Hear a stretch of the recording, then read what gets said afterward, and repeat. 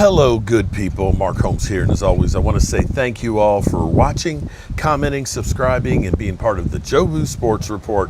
Without you guys, as well as you ladies, you know that this literally does not work. I got to tell you, I'm outside in my outdoor building, and we have not had rain in like 2 weeks. And I've said, I'm going to go ahead and get this thing set up. It's just like everything bad that could possibly happen in the last 48 hours has happened for me losing my Facebook, although it did come back. And maybe that's the worst part about it, is that it actually came back. To my desktop computer, my Alienware, it died. I guess they tried to phone home and it didn't work. It can be fixed. Just had to order a new hard drive for it, and it won't be in until Wednesday. I had gotten a TV for out here, got it, put it on the rack and everything else, took the cover off of it, found out it's cracked, had to take that back. And now I've got my laptop that I usually use for traveling and stuff together here, and I've just got it set up, finally got it working, realized I have to actually use light, so I've got a stage light that's in my face here. I mean, it's all in my face. Okay, get that thing out of my face. And I said, I'm good to go. But I'm sitting here looking at dark clouds and the wind picking up, and so now I got some straw where I planted grass seed in my eyes. So it's the football gods or somebody is working against me right now. But actually, I'm hoping we'll get some rain. And it feels weird because I'm used to having a microphone in my face, but instead I've got my clip-on one. So let me know if you guys can hear me okay. And since I have run off in the mouth here, let me get my panel here, because I've already got Jess in the house, and I've got, of course, Holly Pierce here as well. What's up, good people? How are y'all doing today? Okay. Well, it's like 94 out here, and that's where these thunderstorms have popped up. Like I said, right now somebody is getting a hellacious one just south of me. The skies are gray. I see lightning bolts, but I got sunshine, over my head. So I guess the dark clouds are not following me and giving me any rain. Let me say hello to everybody that's in the house. We got Thrasher in the house. We got Broken Halo. We've got, of course, the lovely and talented Holly Pierce. I don't have my It's Ladies Night button out here. Sorry about that. We got Dirty Nasty Sanchez in the house. We got Jeff Lee. My name is Jeff, and I like boobies. Dominique's in the house. Let's see who else is in here. Shout out to everybody that's here. Kiana, Miss Gibson's in the house. It's Ladies Night for sure. And No Bundy. What's up, No Bundy? All right, so Jess, let me ask you, how's everything looking in New York? Because I've had a hard enough time just keeping up with the Dallas Cowboys. What's going on in New York City?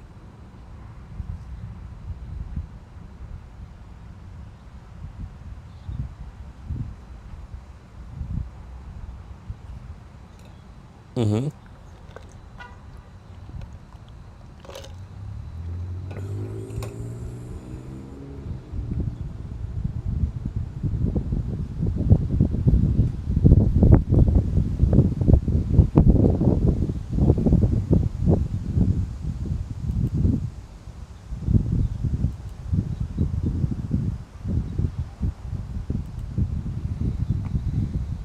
Mm-hmm.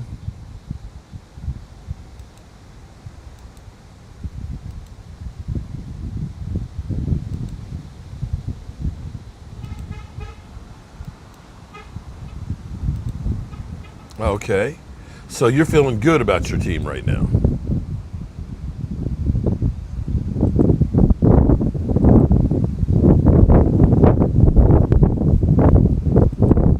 Damn, that's going way back. They're saying there's no sound? Can't hear anything from Mark and Wind. Can, I'm muted? No, let me see. Hold up. Can they hear you? Because,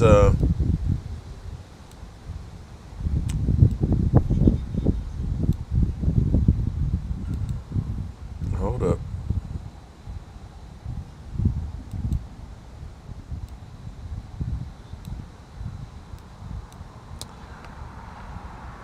You hear me? Okay, hold on.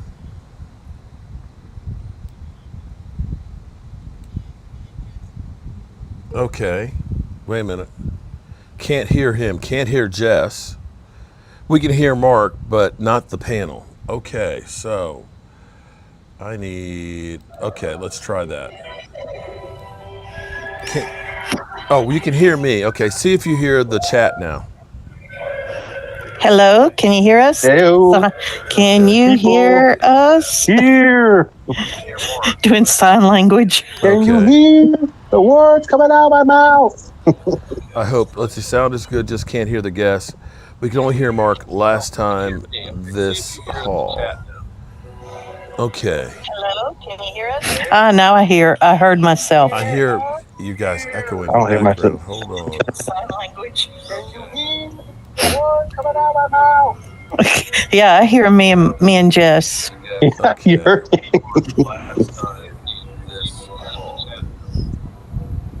Hi, Q. Y'all should be in there. Oh, you can hear them now. Okay, they can hear you now. All right, there we go. Like I said, haven't used this since the draft for doing anything, so forgive me.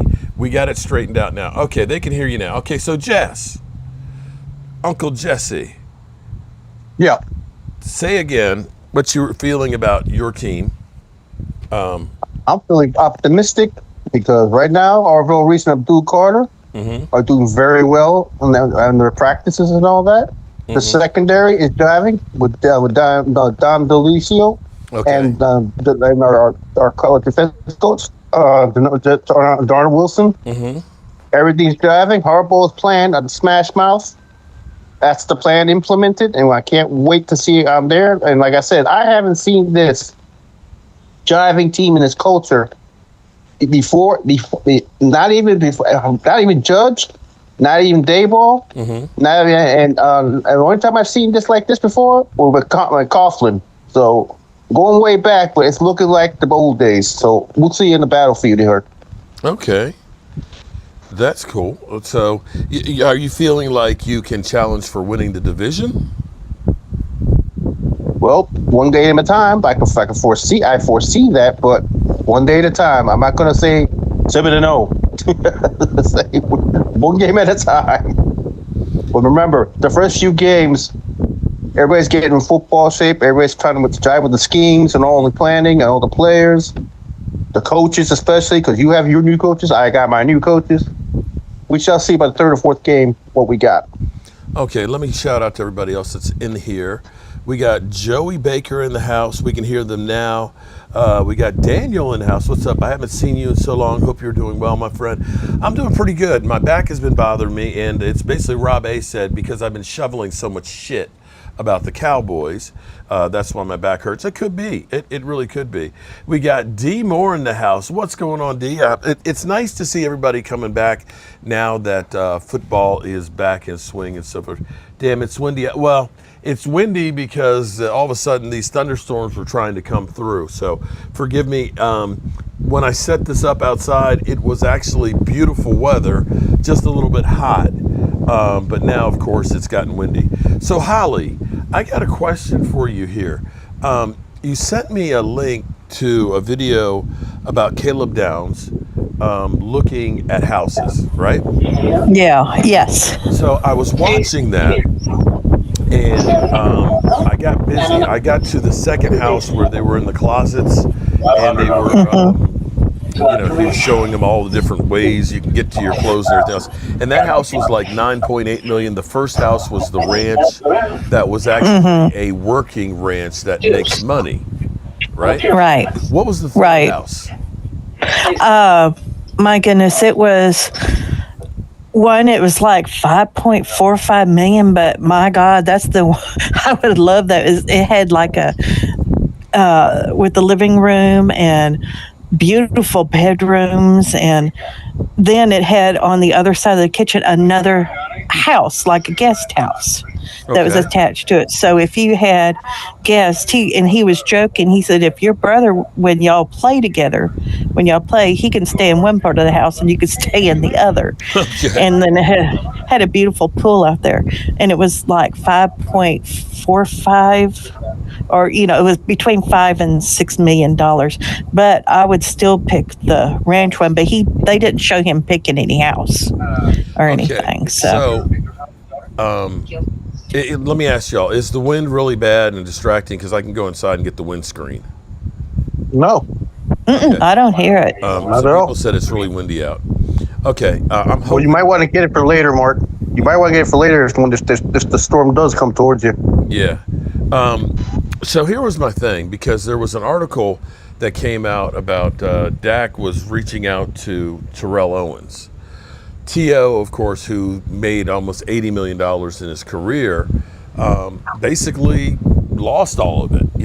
He had bad investments, and of course the child support and attorney's fees and everything else that, he said he'll be okay because he's got his Hall of Fame jacket and stuff, but the fact that he's gone broke.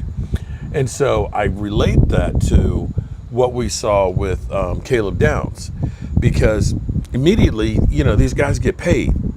They get a whole bunch of money and they think, man, I'm on easy street.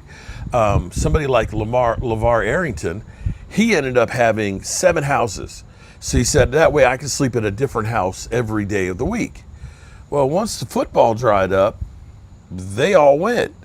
So when I was looking at the houses here, if it was me, it would be a no-brainer. It would be the ranch, because it was on acres and acres and acres and acres of land.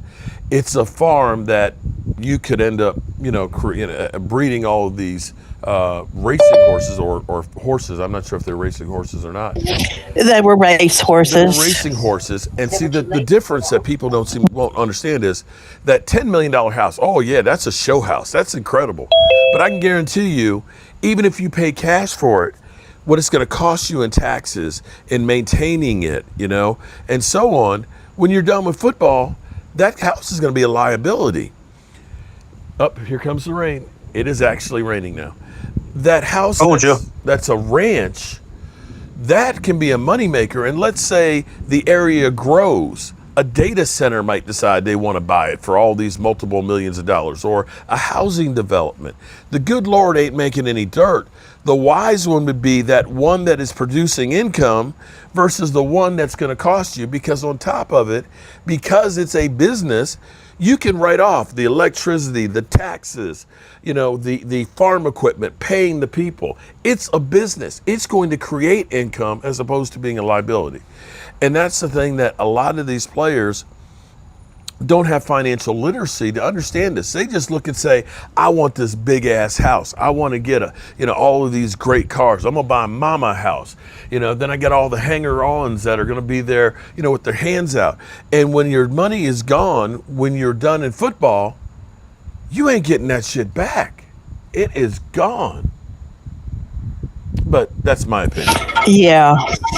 No, I agree with you. The ranch one, the house, he said, they said the only drawback, the house would have to be refurbished, but you can get that money from what you're making from the horse training. You could go through, here's that would pay for it. I mean, let's say he spent $1 million. I'm not an expert on it, but things have gotten a lot more expensive now, and I'm realizing that I'm too cheap.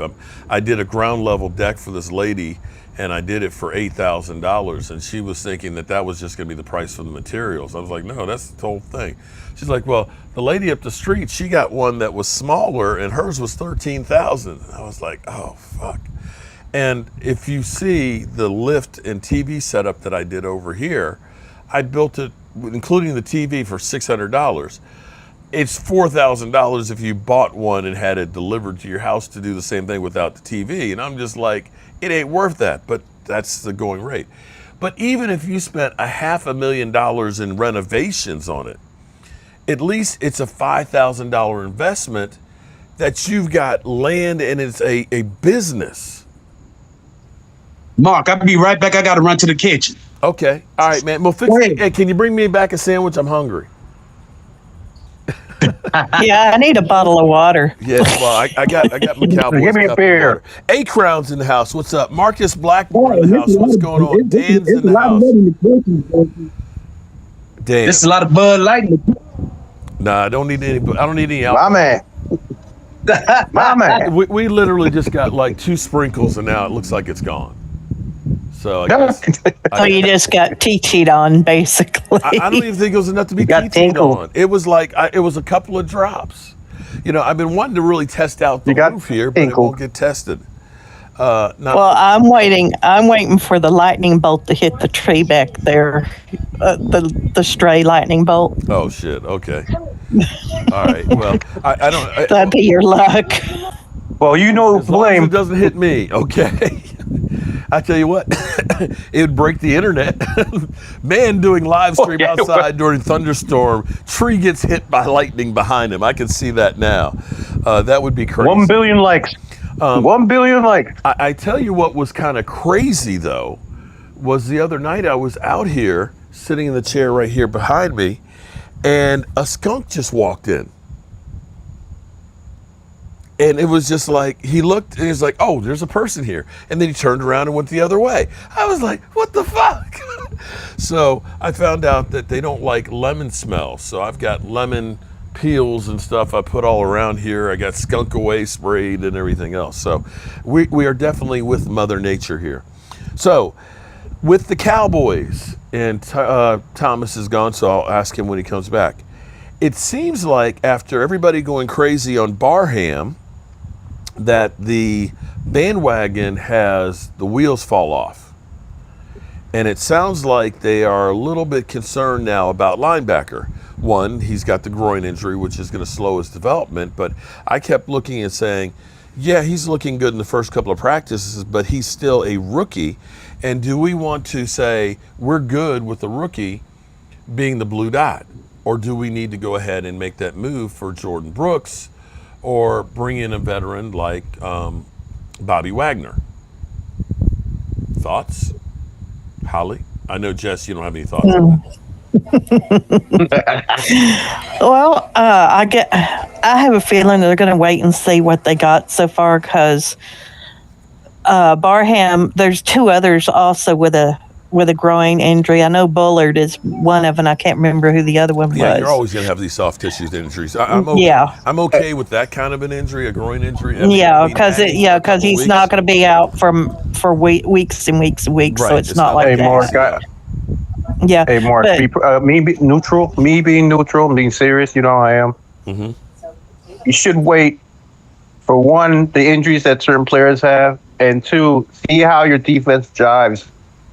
Your 3rd or 4th game, then you can tell if you need some help or not. Yeah, but That's what I do. I think hear they're what you're gonna- saying on they're- that. But here's my thought is, you know, like for example, people will say, well, wait till the trade deadline to go ahead and bring in, you know, and go get Max. Well, we got Quentin Williams, and he did help.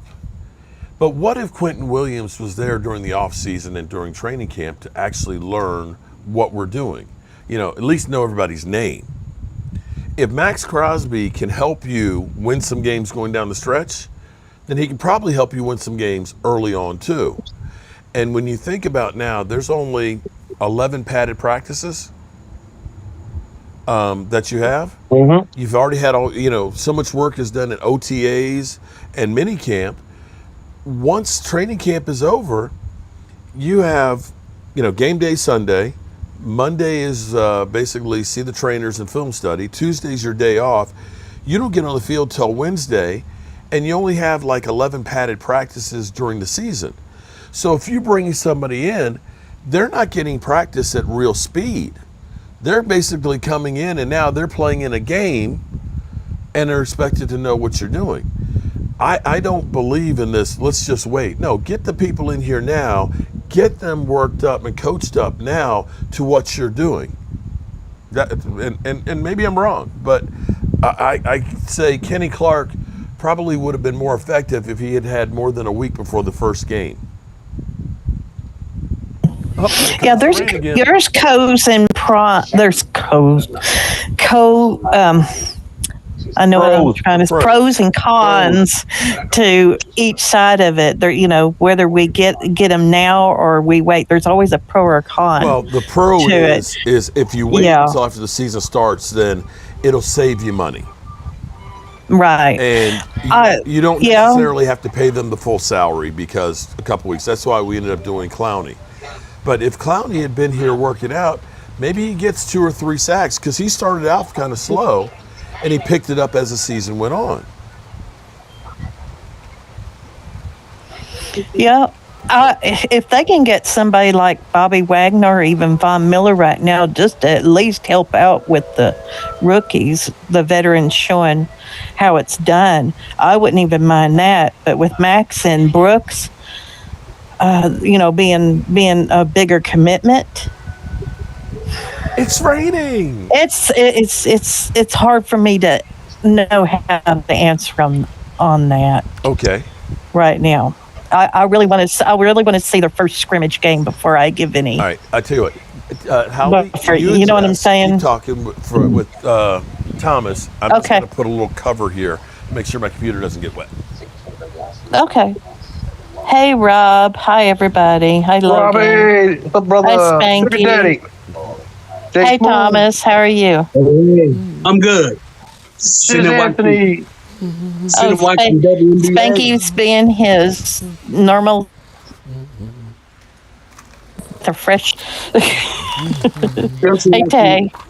Sitting watching WNBA, watching Dallas and Minnesota. Hi, Comic Flick Fusion. How are you doing? He says Von Miller is really thirsty to play. He just posted a post about Dak with a Super Bowl trophy in the locker room, saying, "Why not?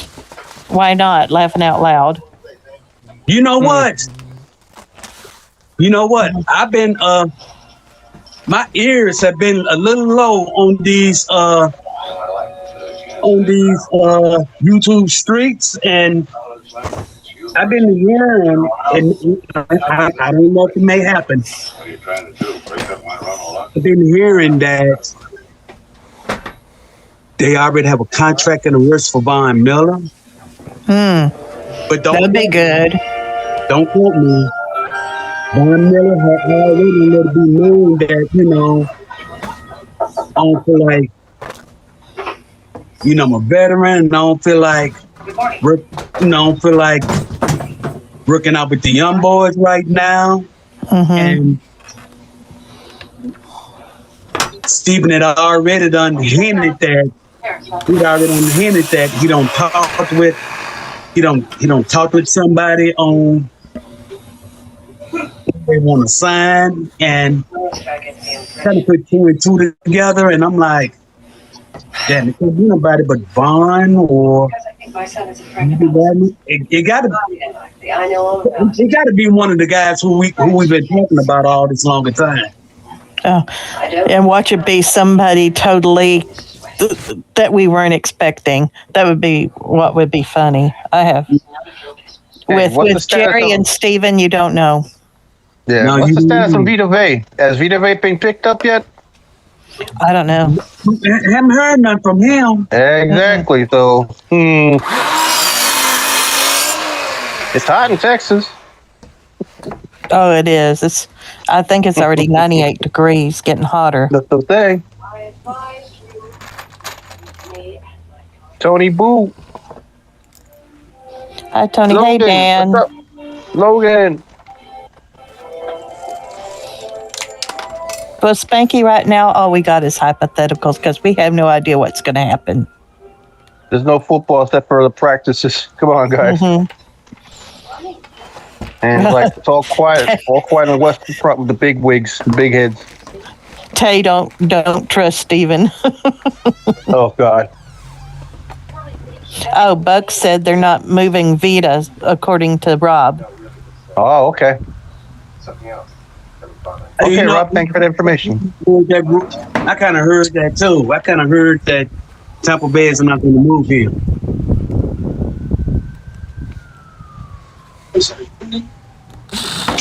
Dirty. Hey, Damn Logan, which NASCAR is on? Which track?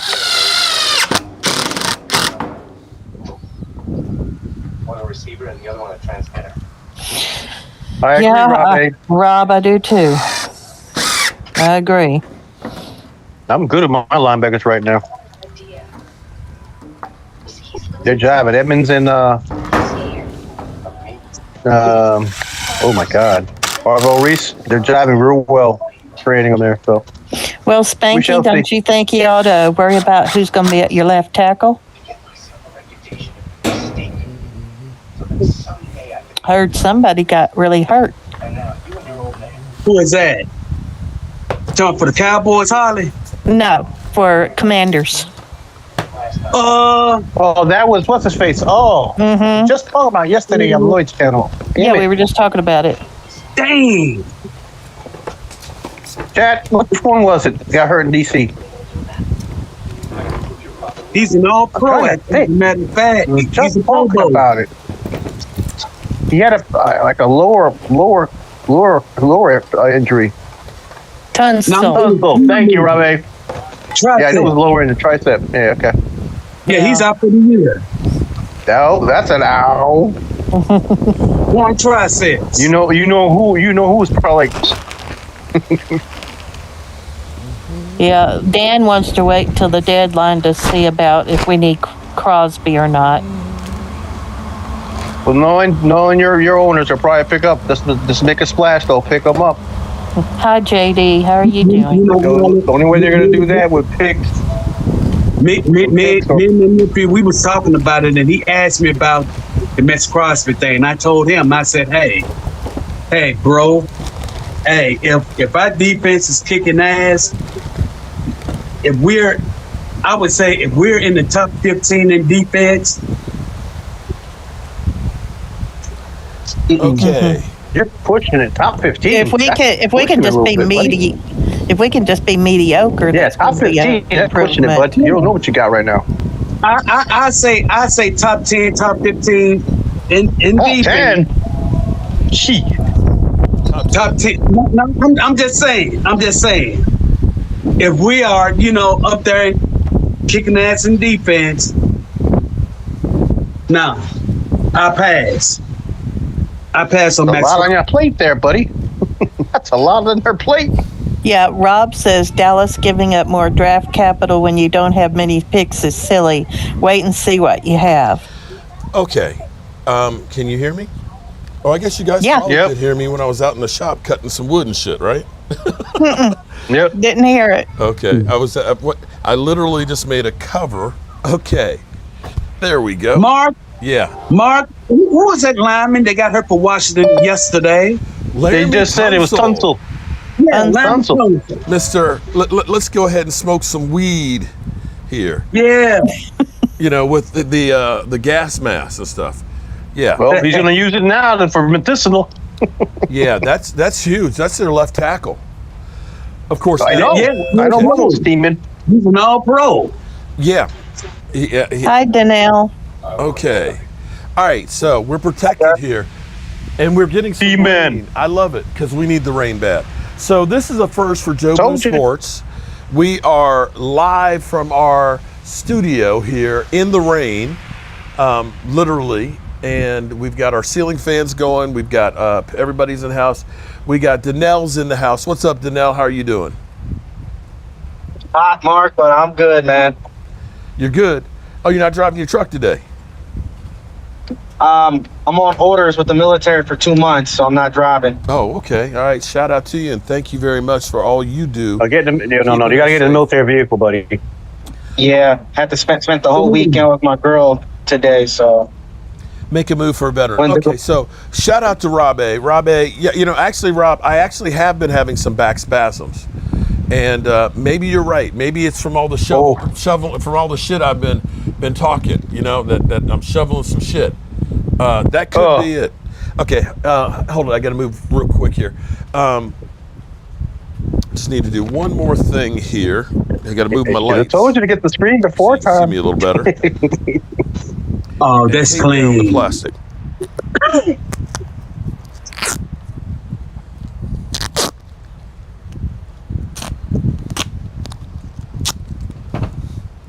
It's like dum da da dum dum dum da da dum dum. I've had everybody and their sister working against me here the last couple of days. It's been hard, but the show must go on regardless. Okay. Left block strikes. Okay. Yeah, Murphy's Law has to pop up once in a while here. Oh, Murphy's Law. Shit. Not the Murphy's Law. Yeah, it's been trying to do Murphy's some damage to me. Okay, so Rob A said, what did Rob A say about, trading for draft picks? Okay, so here's my thought. If I end up taking a first round pick in 28 and get Max Crosby, do we think that we're going to be able to, that there's a guarantee that we'll get somebody as good as Max Crosby in the first round? Most definitely not, Mark.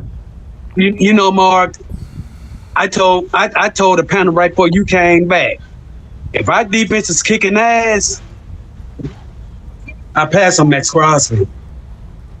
Don't need him. Well, here's where you have to almost say Max Crosby would be a luxury.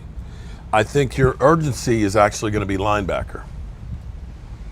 Yeah, I agree. I think that's going to be more important because you can look at it and say, okay, here's my pass rushers. I got Rashawn Gary, who is an 8-9 sack a year guy. Consistently. Donovan Ez, looks pretty good. Sam Williams, he's in a contract year, but he's looked pretty good right now. He's serviceable if he just stops with the stupid penalties. We got James Houston. You've got Houston. You've got Merritt Leafau. and then on top of all of that, you look on at top of that. Well, you look at that and say, okay, it's not the best out there, but traditionally, the best edge rushers aren't winning Super Bowls. Linebacker-wise, you're saying Barham is the best of the lot, but he's a rookie. D. Winters, they haven't talked a whole lot about with D. Winters, so it makes me wonder, what are we getting? Overshown. But what I've heard, Mark, he's pretty solid. What I've heard, Mark, from the Cowboys YouTube channel with Inside Training Camp, they said with D. Winters, they're getting a steady hand at linebacker, but the concern is the Cowboys may need a green dot guy, somebody to the equivalent like Eric Kendricks, for instance. Yeah, he's not a flashy player, but he's a dependable player. Right. But guys, Danelle, that's practice. Live fire is live fire. You won't know until, like I said, third or fourth play game. You will know. That's why you want yourself a good veteran, maybe like a Bobby Wagner and Eric Kendricks, guys who know when the bullets start flying, they'll do their job. Danelle, I've been saying it for the longest. I've been saying Bobby Wagner for the longest, Danelle. But everybody, but everybody's so lusting. Everybody's lusting for that sexy name. Yep. Yeah. And stop that. You're falling back into your old habits. Yeah. You're falling back into your old habits. You should have pulled the trigger on Brooks when you had a chance. Yep. Well, I don't know that I think they still have the chance on that one. But I think what it is. They signed him, didn't they? I think Miami signed him. Yeah, but see, didn't you ended up having Cleveland sign Myles Garrett and then restructure his contract? They made his contract very tradable. But see, what I think they're doing is they're looking for draft capital for the future. Yeah, because the Dolphins, we all know, are rebuilding. So it's like, okay, we paid Brooks this money, but does Brooks want to stay on a rebuilding team to where eventually his contract's going to become dirt cheap, and then he's going to want a new contract, and he may not want to stay with Miami. Right, and the thing is you can look at it this way. If you can get a second-round pick for him, the $15 million that you're paying is just basically buying a second-round pick. Yep. So, you're not going anywhere. You're desperate for draft capital because you're literally cap hell. So they're looking for a better pick is what it is. And everybody go ahead. And let me ask y'all, do y'all honestly think at this point, should the Cowboys even look at getting any older era players? Because I remember, Mark, I was talking to my boy Colbreth, diehard Cowboy like yourself. I asked him about guys like Bobby Wagner, Von Miller, Joey Bosa. He looked at me side-eyed saying, why would the Cowboys want to bring in older players when under this new regime, We want to see what these young guys got. If we bring in older players, it's going to take them longer to learn the system, most likely. You run the risk of them possibly getting more hurt, whether at, practice or in a game. Plus, we could end up stunting the growth of our current guys. Because how would Malachi Lawrence feel if the Cowboys went and brought in a Von Miller, a Joey Bosa?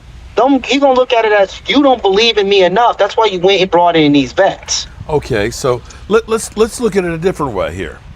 Let's say when we played San Francisco 49ers and we didn't bring in, and we had brought in some vets and guys that could play, as opposed to having Marquez Bell.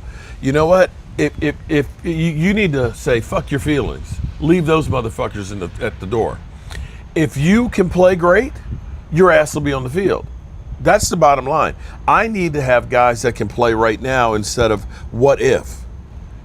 The second part I'll put on this is, when you think about Von Miller, how his career started, where he had problems with PEDs. I can't remember if it was domestic violence or something else he had. He had something else that happened. And he first was looked at as kind of a knucklehead that wasn't going to be in the league for long. He turned himself around. Now, a guy like Von Miller, he played kind of a role last year. He wasn't a full-time starter. He was a guy that would come in, give you a few rushes and things like that and get off the field. He can teach these guys and be a coach on the field, in my mind, in the same way Clowney can be. Was Clowney a detriment to the younger guys? No. Right? I don't think he was. Because you could say, okay, well, he stunted their growth. They didn't do shit when they had the opportunity. So I have no problem bringing in a veteran. I would rather have an older guy that knows what he's doing, that's been there and won and had us a ring, and say, hey, young pup, this is what it takes. Especially with a guy like Von Miller, who understands being in trouble and creating his next business. And I would say a guy like that would be motivated to be in Dallas because he's wanted to be here for a long time. But that's just me. Sounds like, Mark, what you're saying is, if we bring in a guy like, let's say, a Boza or a Von Miller, we're hoping they turn out like a Robert Quinn, for instance, who we got from the Rams, or maybe like a George Selby, because a lot of people forget about that guy in 2016. Was one of my, it wasn't 2016. That was like 2012. 16. No. I remember 16. No. He was not with Dak. And like I can see the same thing. I can see the same thing if we were to bring Robert Wagner in, because these two, these are gold jacket motherfuckers. You hear me? That's what I'm saying. With rings. They're on their way, and with rings. They're on their way to Canton. That's their next stop. Hell yeah! If it was me, George Selby was 2013 and 2014. He was there with the catch, no catch. Oh, okay. But in that 2013 season, it was crazy because before that season, he had 3.5 sacks in his first 4 years in the NFL, or 3 years in the NFL. And then he ended up coming in and getting 7 sacks with us that first year. But yeah, I like George Selby. And even a guy like, you think about Dante Fowler when he came in. I think he was actually good for the development for a lot of the guys. At this point in their careers, Bobby Wagner and Von Miller aren't like Jason Witten. See, Jason Witten was a detriment to us when he came back. Jason Witten said, yeah, I'm going to be, that mentor and that guy and everything else. But Jason Witten didn't come off the field. And Jason Witten, at the point where he was, I think people hoped that they would go to Jason Witten as opposed to going to anybody else, because you knew he would catch it, but he wasn't going anywhere once he caught it. True. But Jason Witten was also old reliable. That's one tight end, but I never had no worries about, and that was Jason Witten. Yeah, but the last couple of years, he was getting like 5 yards a catch, and he couldn't break a tackle to save his life. Yeah, he barely could move. Yeah, that's one true. One thing about old players, though, buddy, they give that knowledge and wisdom that inspire the troops. Like, we got Odell Beckham. Yeah, he's long in the tooth. Probably retires 7 this year. But he's giving our young guys, our young receivers, some knowledge and seeing how he plays and how he reacts to things. That helps in the long run. He doesn't have to be a starting player. It's the fact that he's telling them, well, this is what I did, this is what I did, and this is what you should do, because they already know. They're almost done. Let me say shout out to Tamara. Tamara said that Kenneth Murray was a detriment. That dude didn't help anyone. But I would say there's a big difference between Bobby Wagner. Wrong way, Murray. Okay. I'd say there's a big difference between the two of those guys. Okay. That the other guys, they got a ring that they can show. A guy coming from Tennessee, he ain't much you can show me, bro. Ain't much you can show me. And see, Mark, that's the reason I don't mind either Bobby Wagner or Von Miller, because of that. Because of that experience. So my thing is, has Jerry Jones or them even reached out to anybody? Or are they just blowing the smoke like they always do? Or is this just something we're saying as a group saying we should get this guy? I mean, are they on the phone with anybody? Okay. Doing anything? Here's the difference of Jerry always blows smoke. But Jerry, it's kind of strange because Jerry hasn't fucked shit up. Jerry always talks a whole lot of shit, we're all in, we believe in this team and everything else. But you got Will McClay who's saying that they're making calls and looking to get players on both sides of the ball. Okay? Stephen Jones, and everything I say about Stephen Jones, player acquisition is a 365-day-a-year job. When he says we believe in our own guys, what did he do? We believed in our own guys, we didn't do shit. He doesn't lie to you, and he doesn't know how to disguise what he's really thinking. So when he says we're actually looking to add an impact player, that one I would more so believe than Jerry Jones. I don't know. Yeah, but I don't know if the impact player he's talking about is going to be Brooks or Crosby. That's the only thing. Brooks. Yeah. Brooks signed that deal. He wants to be there. Why don't we just see what we got? Yeah. Do we not have faith in the guys we drafted? I do have faith, but I'm not sure that I believe in a rookie, Barham, being my starting green dot middle linebacker. That's a lot of pressure. That's a lot of pressure for a rookie. Micah Parsons, when he was a rookie. But Micah, keep in mind though, Micah Parsons was already out the gate good, kind of like Caleb Downs. With Caleb Downs and guys like the Micah Parsons of the world, what them guys got in them. They can do it. Barham, on the other hand, he's never been a green dot when he was at Michigan. So we don't really know if he actually can handle it. Same with Overshown. Overshown was never a green dot. Yeah. We experiment here.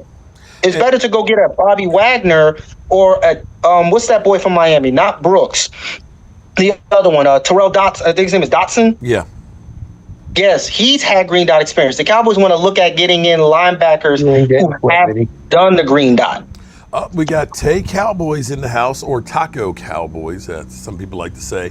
And we got She's delicious. Gina Dallas Diva in the house, too. We are leaving training camp. Our defense looks hell of a good, Cowboys Nation. It's definitely better than what it was. But then, that ain't saying much because it was some ass last year. Here's my thing is why I say I'd rather overbuild. What? That's the reason why I say Bobby Wagner is your guy if you want to get a middle linebacker, because everywhere he's been a green dot. Well, Vinny said something about Sweat, so that's not happening. You don't think? What has Wagner done in Washington though last year? He didn't. Dream there, Vinny. Here's the thing with Wagner. You know what? Because Wagner is not. He's a liability in pass coverage. I mean, at this point, that's the only issue he is. Okay, but if I'm using him as a first and second down guy, my problem is with Overshown, I don't think he's a thumper that can be that middle guy if he has to be. I worry about him being able to hold up. So anywhere that I can go ahead and say this is definitely run situations and I can put Bobby Wagner out there to take on those hits, I'd rather do that and try and save him. For me, not to mention too. I feel like if the coaches can coach these players up, why not just roll with that? Because that's been all along. All along, we've had a lot of good players come and go in Dallas. But the problem I think I've seen all along is the coaching, the ability. And I think that, CP and I think that Shoddy are good teachers. And I think they're good enough to coach these guys up, because Eberflus, he wasn't good enough. Obviously, Mike McCarthy wasn't good enough. Jason Garrett definitely wasn't good enough. So I just say, let's let our coaches cook and go from there. There you go. True, but there's an old saying, there's no such thing as too much firepower. And I'd rather have good coaches that have way too much ammunition and firepower in the game than guys with less. So to have more great players and you already have good coaching, it's a recipe for victory, because a lot of the teams we've seen recently win Super Bowls, Tampa, Kansas City, Philly, LA, they had great coaching with an exorbitantly high amount of talent to win. And Well, see, I don't have a lot of talent. And correct me if I'm wrong, Tom. They had one of our guys at E-Law, but I wouldn't say they had a lot of talent. They had a well-coached team. Same thing with New England. I wouldn't say New England had a lot of talent, but they had, they got their guy back. They got Vrabel back, and a lot of players bought into it. A lot of players were excited when they got Vrabel. Not to mention Buffalo down year. Think about to say that those teams didn't have talent, especially when you're talking New England. I mean, this is the same Patriot team that had a perfect season.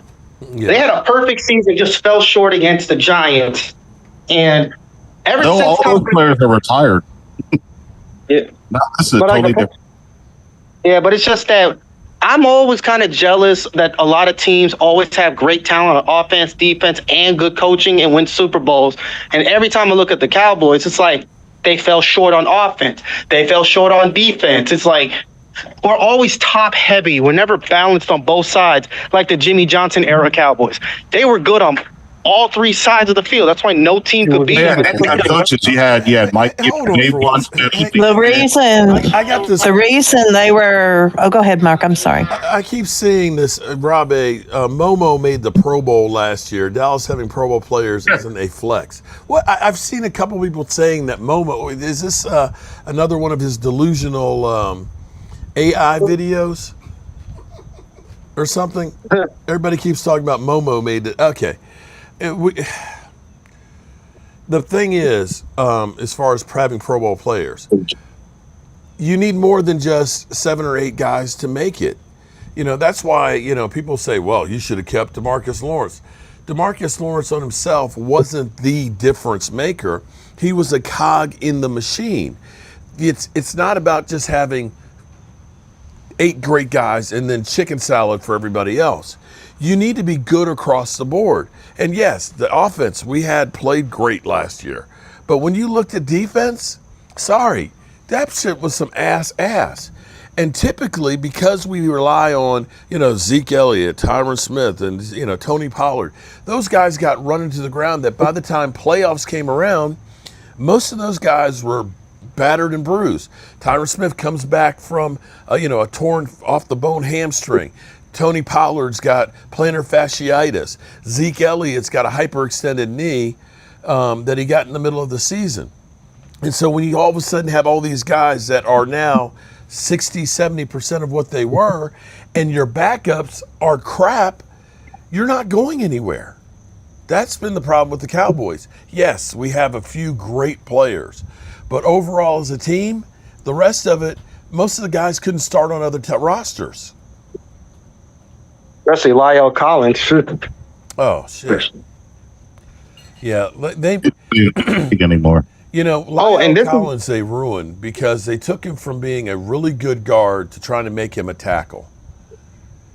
And the Cowboys, that's one of the things that drives me crazy is you get a player who's really good at a position, well, we want to make you something else.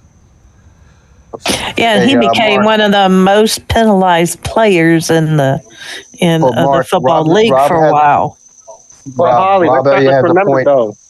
Robbie, I meant when they moved him to a different position. He did more penalties than anybody that I know of when they moved him. One of the things Rob Abe just pointed out, if they're not all pro, remember a lot of playoff teams, most of the playoff, all the playoff teams going to have injured players when they get into the playoffs, man. Right. It's not. It's everybody. But here's the thing with the Cowboys, because even back when Tony Romo, we had 8 guys that had 50% of the roster of the salary. And so if you're paying half of the team to 8 guys, then you've got a whole bunch of guys that have to play valuable time that are veteran minimums. Well, the only players that's really getting paid right now is what, Dak, CD. We didn't pay Micah. George Pickens. George Pickens on the franchise. No, this okay. Right now, when you look at this roster, collectively, you're still top heavy with a lot of players. CD, but you have actually better players going down the line. You know, we would have Jason Witten, Tony Romo, Dez Bryant, DeMarcus Ware. Who else would have been great back there? That were basically sucking up all the money, and then you would end up having nobodies after that. And you can. And Mark, yeah, that's why I was just about to bring up before the segment started that one thing I'm noticing under Shoddy that's different under the Jason Garrett and the Mike McCarthy era is recently they did some transactions. They overturned some players on the back end, like Dominic Richardson, the UDFA. Mm-hmm. They got rid of him. They replaced him with the leading rusher from the UFL, which isn't saying much, and Deshaun Corbin. Yeah, Deshaun Corbin. Now, I don't know much about him except he played on, G-Man's team for a brief time, and then he bounced around a bit. But the one that I like the most is the waiver claim of Zach Kuntz, because when you look at his RSA, which is the stats they use for draft day, all of that stuff is in the green. His athleticism, his explosiveness. So I was like, this might be one of those late edition walk-on guys that might just make the roster, because in all honesty, Kuntz is a really good tight end. He started at Penn State, went to ODU. And of course, he just played on terrible teams like the Jets and the Raiders, but this is a very athletic tight end, and he can block. Mm-hmm. Because with Princeton Fant out for the season, now the tight end room really is going to consist of, Ferguson, Span Ford, and whoever can emerge as our tight end number 3, which I'm hoping is going to be Kuntz, and then Michael Trigg. Hi, everybody. Trigg is an enigma to me. Check this clip out real quick here.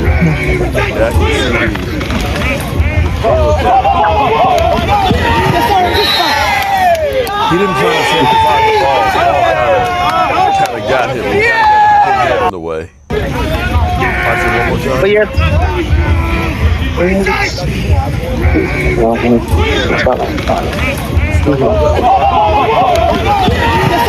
Fantastic. That's just practice. Okay. I got one more here I want to show you guys.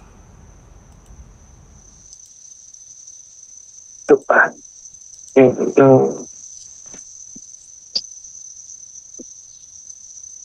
this is Dak to CD in the end zone. Got it. Going deep. Oh. I like that. Oh, he's not slapping. Oh, shit. Okay. One more time.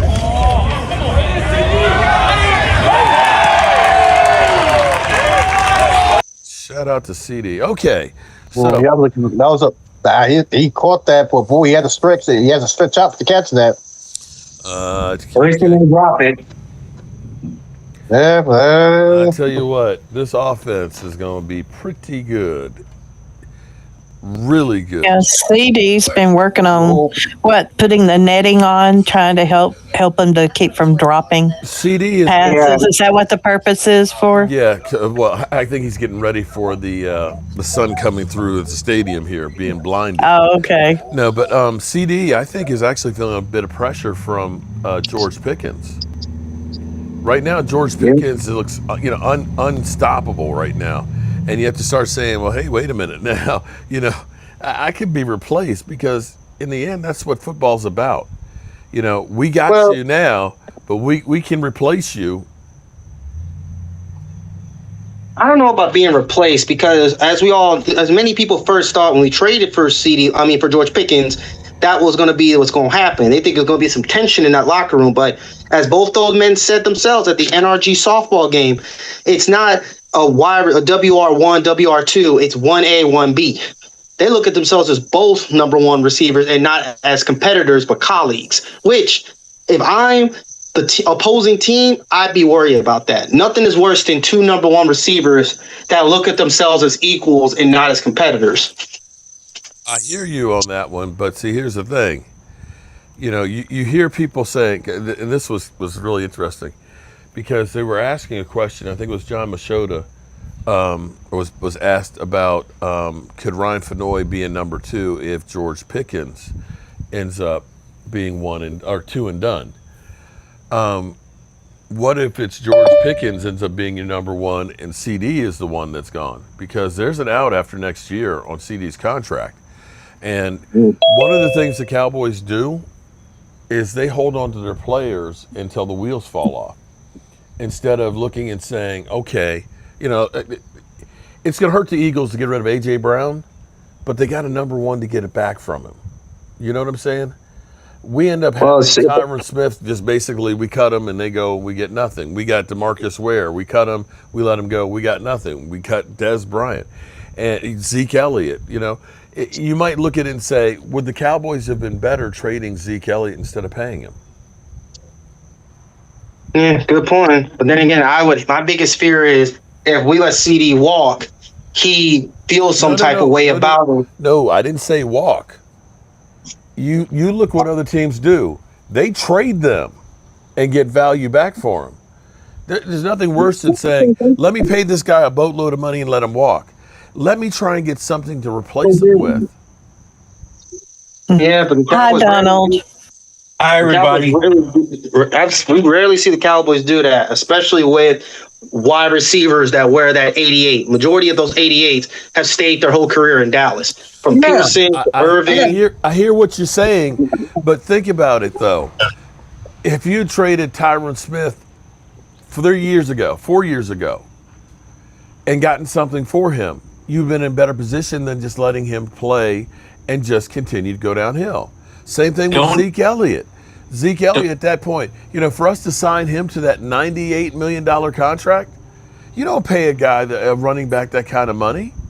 You're better off But Travis Frederick was a loyal Cowboy. Travis Frederick, as great as he is, many even NFL players wonder why he played for so little. He always played for Dallas for way less than his value. That's the one thing them Joneses love. They love players who take less. I hear what you're saying, but you know something that Bill Belichick would do? I remember them in training camp, and I can't remember what the Pro Bowl offensive lineman guard that they had. During training camp, they traded him to Miami and got a second-round pick. You looked at guys that were, Seymour. He traded his ass to Cleveland. He made no bones about it. Hey, I love you, but I'm going to turn the roster over and I'm going to get more draft capital. They're a team that would win the Super Bowl and still have 12 picks the next year. We hold on to a guy where they are very expensive, top of the market salary, and they're diminishing returns. And maybe that's part of the problem of not winning, that Jerry Jones has his pet guys that, I wanted to be a Cowboy for life. I love the romanticized vision of that, but the reality says is, while they still have value, if I can get something and replace them with somebody who's cheaper, who has more shelf life, I'd be better off. And the thing is, Mark, I've seen so many of your segments when you talk to Philly 500 and Dan Salio, and you talk about that, and you say the thing about Jerry is Jerry genuinely loves his players a lot. And that goes to that whole thing we always say, he meddles too much. And when he meddles, he makes it personal. Versus Kraft and all these other guys like Jeffrey Lurie, they keep themselves distant from the team. They're only worrying about the X's and the O's and the victories. It's like, are we winning? That's all that matters. Yeah, but they don't care about how the player feels and what they've gone through. It's like, you are a player. You are not my family. See, here's the difference. As much as it pains me to say is Howie Roseman is a fucking genius, okay? He has no problem moving off of a guy. No problem whatsoever. And he's he's vicious. he's bloodthirsty. I will say that he has it set up that he can move on from everybody next year without any pain and be ready to rebuild again. The fact that they finally won their first Super Bowl ever, and he had no problem getting rid of their coach. Doug Peterson, bye-bye. Bye-bye. See you. No shit. And he had no That was problem. shocking they did that. If Brian Schottenheimer won the Super Bowl, you think that if depending on how long he lived, that Jerry Jones would get rid of him after what happened with Jimmy Johnson? Hell no. We kept Jason Garrett for 10 years. 10 freaking years. Howie it wasn't just Jerry, but Steven too. Steven Jones was probably the same thing his dad did. I love that, Rob A. I love that Coach Clapp. No, but you know, if things go south, if the West Coast offense doesn't work with Jalen Hurts, they can move on from him. They got another first round pick in 28. That's a given. You know, I mean, even Rob agreed with me. He said if he doesn't comply or does what he needs to do, he's out. And they got draft picks to get somebody else. That's the thing. Dreamin', I've actually asked Eagle fans in my National Guard unit. Some of them keep thinking it's not a business thing. They think it's because Jalen Hurts is black and he's the first black quarterback to win a Super Bowl for Philadelphia. They look at it as that's why they want to get rid of him. I was like, what? And their Phillies quarterback number 5 got him into so many NFC championships and then got him into the bowl. No, that's not the issue. Yeah, because I don't know what it is with them, but I was like, man, I tell them, because they asked me, let's say Dak Prescott wins y'all a Super Bowl. I was like, if Dak wins a Super Bowl for Dallas, he's going to be here a lot longer than he should. Yeah. How's everybody doing? Jerry, if we were to win the Super Bowl this year, I could see Jerry pulling Dak. Oh, Dak would never play for another team again. He would never play for another team. I would really hope, Thomas, though, that if the Cowboys win a Super Bowl, Jerry just says, I'm done running it my way. I'm finally going to hire a G. He surprises us with a GM and a president and all that. But I can see Jerry saying, hey, whatever you want. Whatever you want. I don't know that I think Will McClay would be a good GM if he would actually be able to have the power to run it. Now, I don't know what Jerry's doing because, and I'm happy with what Jerry's doing. He hasn't fucked it up. You know, like Thomas would say, just don't do anything stupid. Jerry Jones has not made training camp about Jerry Jones. He's smart. He stayed out of the way. Mark. Yeah. As long as we don't have Hard Knocks there, we'll be all right. Be listening to this. Well, I think Jerry. It's just I think Jerry is thinking about his legacy and he wants to hold it. Can you guys hear me? Damn. Yeah, we hear you. Hi, everybody. Kid on a motorcycle here back in a 25-mile-an-hour zone, small street, and he's flying through here like a bat out of hell. Well, I hadn't heard the crow.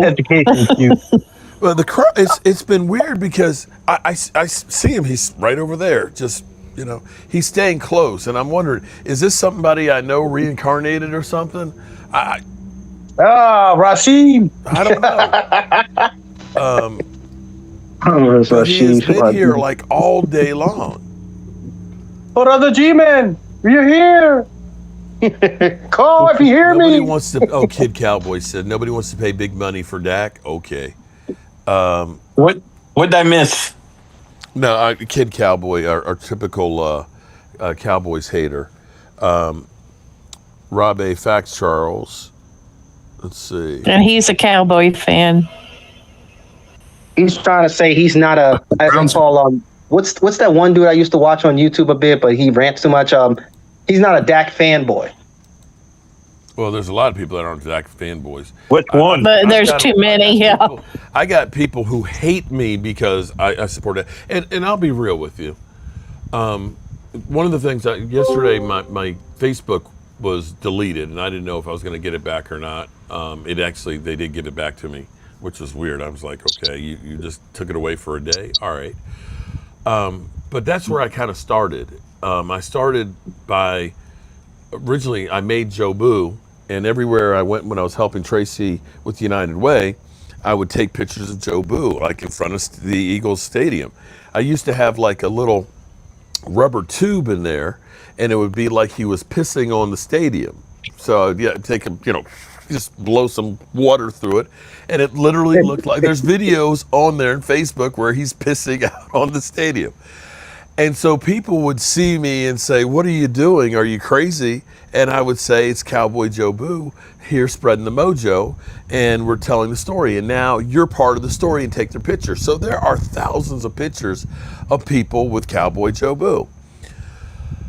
I started doing YouTube because my daughter said, "You should have a YouTube channel." And nobody watched until I did a video of Dak Prescott after the Senior Bowl, and I said he'd be the perfect quarterback for the Cowboys, and nobody watched that video until Tony Romo got hurt, because everybody was trying to find out, what is this guy, Dak Prescott? And they found that video, and that's when people started listening to my channel. And so I guess in my heart, because of that, I equate this channel growing because of Dak Prescott. And maybe I'm too faithful to him because of that. But that was the impetus that got this thing started. But hey, Mark, you're starting to sound like that what you just said about Jerry Jones loving his players. It's true. But I recognize, though, I loved Roger Staubach. I actually love Danny White. Danny White, unfortunately, they just couldn't get over the hump. Roger Staubach was my quarterback. That was my favorite quarterback. But what you have to recognize is, while they're here, I would just like them to say, let's try and do everything we can to try and win one. Because right now, you're in the best position you've been in a long time. And opportunities don't come around that often. No. Nope. And you think about the 22 team or the 23 team, if we had just gotten a run stuffer, if we had had a Quentin Williams and a Bobby Wagner, do you think we lose to San Francisco? Oh no, you could put a Jonathan Bullard back there. We'd be good. You see what I'm saying? You were so close that we think we got enough. Fuck that. I want to make sure I got enough. I don't let my gas tank get too low. I'm not running out of. I never in my life have run out of gas, because I'm gonna make sure I got more than I need. Hey, Chance, did we have Antoine Woods in that 23 season? What's that? Hey, with Dallas. Did we have Antoine? Defensive lineman? I can't. At one time. Thanks, Laurel. Yeah, because I remember. He was a defensive tackle. He was, something like 5'11" and 310. He was, one of them. They thought they had to answer Thomas when they had Antoine Woods. It's like, oh, we got big Antoine Woods from the Titans. Well, that guy should be good enough, not realizing he is not a one technique. He's a pass rushing defensive lineman. Yeah, because I remember when he played at USC. Danielle, you're a Maverick fan, aren't you? Was that a Maverick fan, aren't you? Yeah. I heard about Don Nelson. Condolences. What happened? He passed. Antoine Woods passed away? No, Don Nelson. Oh, Don Nelson. The coach from Golden State back in the day. Yeah. And see, my mother's a Golden State fan now. I got to go let her know that. Dang. And plus, he coached Dallas, too. And I thought when I found out about Aldon Smith passing, I was upset for a week when Aldon Smith died. Oh, man. You guys hear Roger Craig has dementia? Yes. Roger Craig. Man. All those headshots. You got, who was the other? There was another one. From the Packers. Yeah, there's another one. Damn. He's only 49, I think. Rashad Gary. 37, almost 40. Rashad Gary. He's got Alzheimer's. Yeah. Brooks. You talking about Brooks, the running back? No, Parkinson. Parkinson. Yeah. That's Brooks, the running back. I'm talking about Ahmad Green, the running back. Ahmad Green, I mean Green, the running back. Yeah, he had. Dang, both him and Roger Craig played in Nebraska. I'll be right back, folks. Not together, though. Not together. You guys are talking about Roger Craig? Man, I don't know what it is. Philip Rivers, he played at Nebraska. Remember, he committed suicide. Remember him? Remember Philip Rivers? Mm-hmm. He used to play for the Rams, the one that got in trouble. He's in jail. He committed suicide. What's his name? Oh, Philip Rivers. Not Philip Rivers. No, not Lord, Rivers. not Philip Rivers. No, it was Phillips. His last name was Phillips. I'm sorry. Phillips. Oh, you almost called a shock over here. I can't think of his name. You talking about Lawrence Phillips? No, Lawrence Phillips. Yes. Oh, damn, Loyal. Lawrence Phillips. Kills the poor guy. I heard his name right. I just Yeah, you did. Damn, Lloyd. Lawrence Phillips. You're getting like me, man. I'm 60, so I understand why I keep confusing shit all the time. Oh, Mark, I'm right behind you, man. I'm in You ain't even 59. I close know. I got about 5 months left. Yeah, I'm dead. There we go. I can see y'all better and hear y'all better. What, being inside now? Okay. All right. So Yeah, switch to the tablet. Well, it's still drizzling a little bit out here, enough to at least make the ground look a little bit darker, the dirt at least. I've rather enjoyed it, and actually it cooled it off. Shit, it was like 94 degrees. Now it's kind of chilly out here. Hey, Mark, while I got you online, can I try and see if I can email you again? Because my home address, I don't think ever got to you. CowboysMark94 at Gmail. Cowboys Mark. Is your first name capitalized with an M? Yeah. It doesn't matter though. It can Mark94 at gmail.com. Let me see. I think it's Charles Haley when you think of 94. Yeah, that's what Greatest I thought defensive of. player ever. I thought of Charles Haley. I don't know if he was the greatest ever. Excuse me. No. I think Lawrence still has something to say about that. I love Charles Haley, but in my opinion, he wasn't the greatest. I mean, He was the still has greatest. something to say about that. He was the greatest thing for the Cowboys, especially because one of my boys, Harper, diehard Bang Bang 49er, he said himself, ever since Charles Haley and Deion Sanders went to Dallas, the 49ers couldn't win shit after that. And he said that's why he hit the Cowboys. Them two players For the down ruined everything for San Francisco. Well, I ain't gonna lie though. One of my favorite safeties of all time is Ronnie Lott. Or since Ooh, that's a good one. Yeah, they of don't course. make guys like that That's why anymore. we're 42 They don't because make I idolize guys like that anymore. Hey, guys, that's what. Hey, right below Lawrence Taylor. Remember Reggie White, rest his soul. I'm a USC fan, so I love Ronnie Lott. I tell you what. All right, Mark, I sent my email now. You should receive it. 42 because of him. Let's see. I know, right, Rob? As a matter of fact, Charles Haley and went to Roger Craig's crib to let him know that he made it to fame. Yeah, Mark, did you get my email? Read, Rob. I didn't know you were in DA. Oh, my bad, Mark. Yeah, that's why I was trying to get that email sent to you, so you actually knew Shit, that. man, you're only. Speaking of outdoor, are you less than 3 hours away? Speaking of outdoors, are you have the tailgate set up at your other house this year for football season? Yes, we're gonna be doing a lot there. We're gonna be doing some there. Back outside again. Oh, also, Holly had said that she said Michael Trigg was an enigma, and I ain't gonna lie, she might have a point, because I talked to my man Samuel Loyal about that. He said, let's say worst case scenario, Jake Ferguson out for the season. Would you put Michael Trigg to take his place or put Zach Kuhns? I told him put Michael Trigg because they don't know what he can do. Well, Zach Kuhns, people have seen in the NFL. He's definitely. Wait a minute. Are you saying to if Jake Ferguson goes down, you're going to put him over who? It was between him and the recently acquired tight end we got, Zach Kuhns. Because Jake Ferguson is the athletic tight end. The guy that's coming, Brevin Spans Ford. That's the guy. Resend the email to me, okay, and I'll make sure we do another one right now because we've got. It's been busy and stuff, and most of the stuff is back at home in Springfield. But send it again to me, email your address, and we'll get it out to you, okay? Mm-hmm. If Jake Ferguson goes down, then Brevin Span Ford, the lake. Nice. Brevin Span Ford moves up to number 1. Sharon, He gonna have catfish from the lake. That sounds good. Man. I think Spanford would be the number one tight end if Jake goes down. Spanford's a good blocker, but he's just not a field stretcher. No, yes he. Have you seen him? He's improved a lot He's this having year. a great camp. Camp, practice. And he is. Get him on the real gridiron. No. He played. Look, he played good last year, and you could see that if he hadn't got hurt in training camp, I think set him back.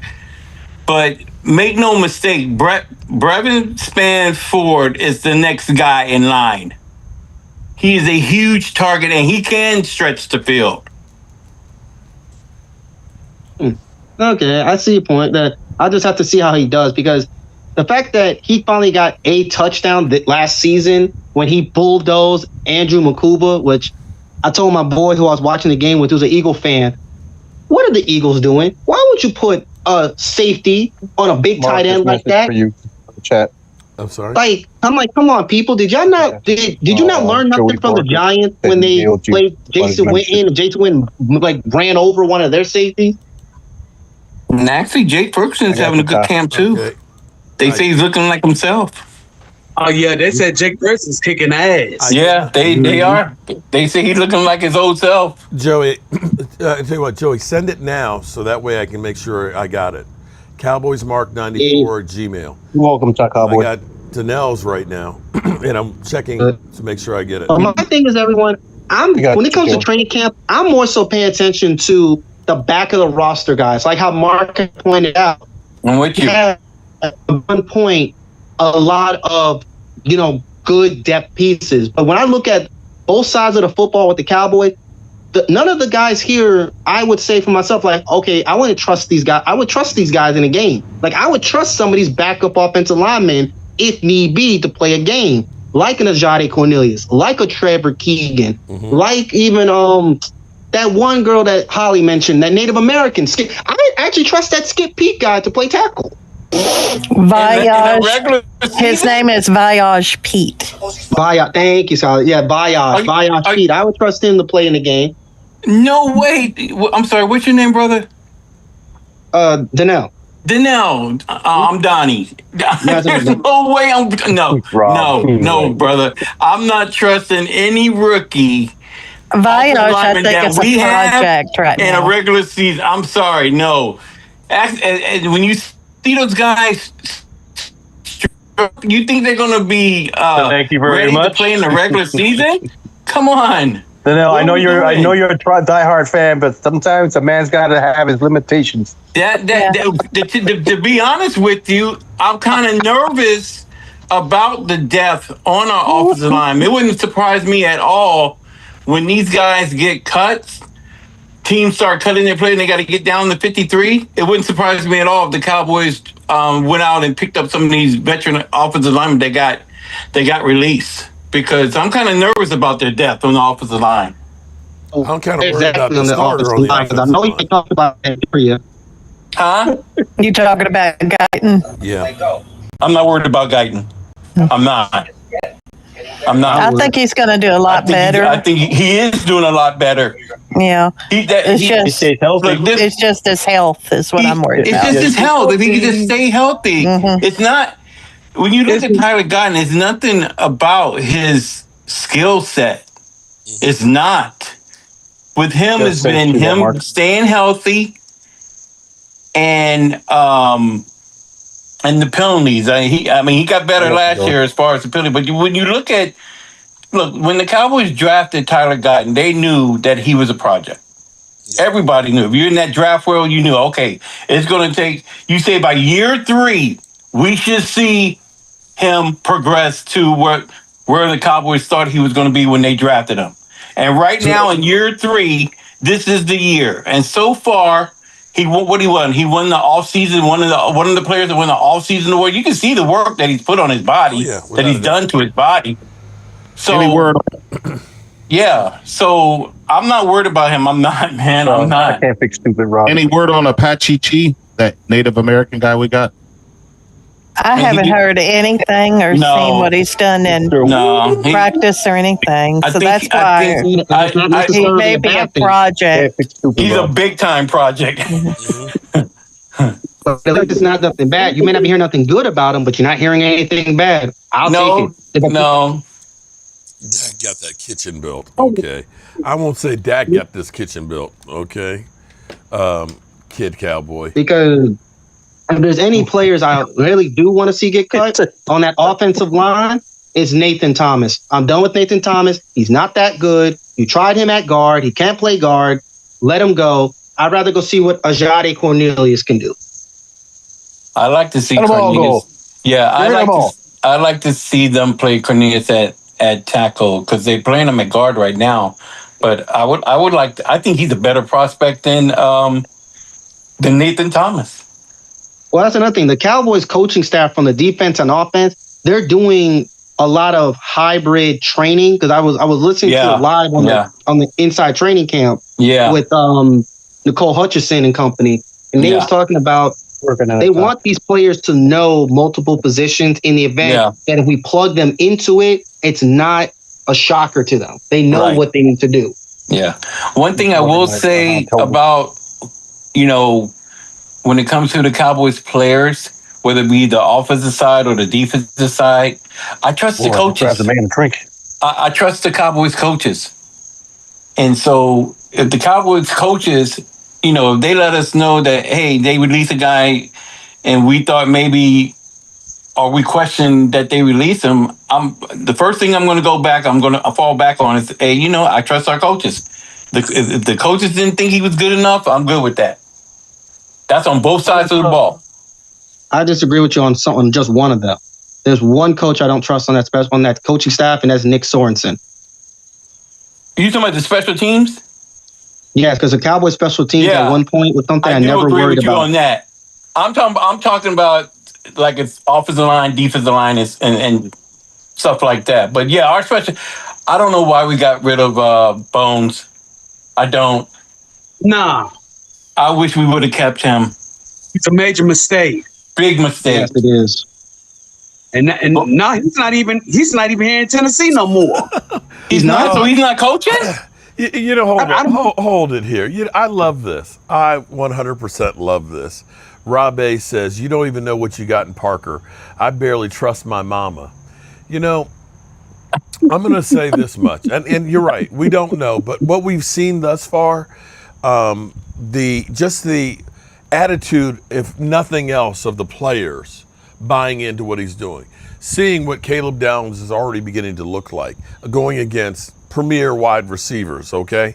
I agree. We don't know, but I can say there are some coaches out there you look at and say they're a difference maker. Al Harris was one of those. If you looked at what Diggs was and what Deron Bland were when he was here, yes. After he left, those two guys were shells of themselves. And he goes to Chicago. I believe Chicago led the NFL in interceptions last year.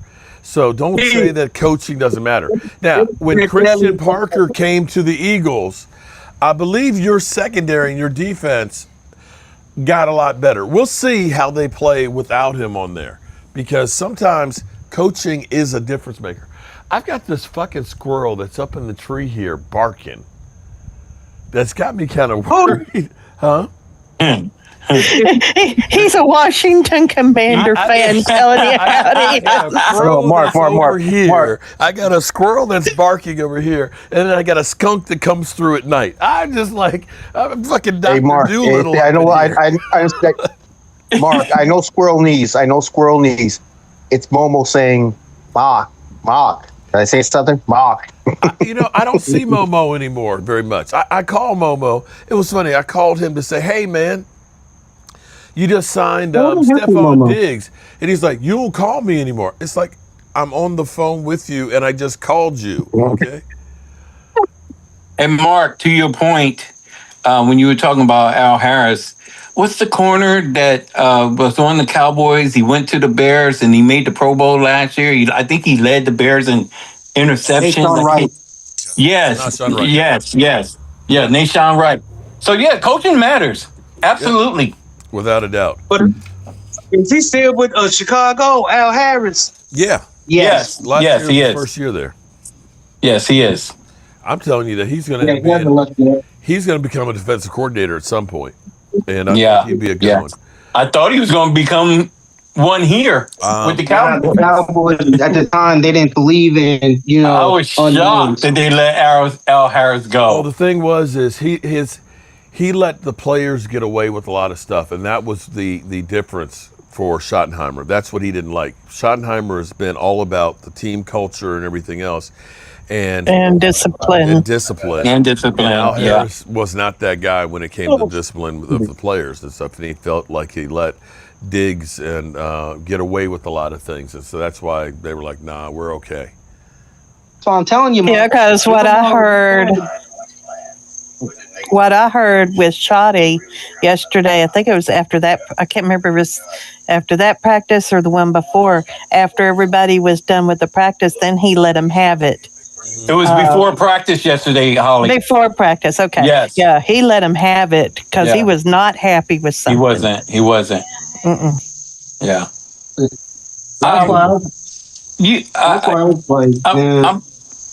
I'm pretty sure you guys know this guy. I don't want to mispronounce or get his name wrong. I think his name is he's an Eagle fan. He comes on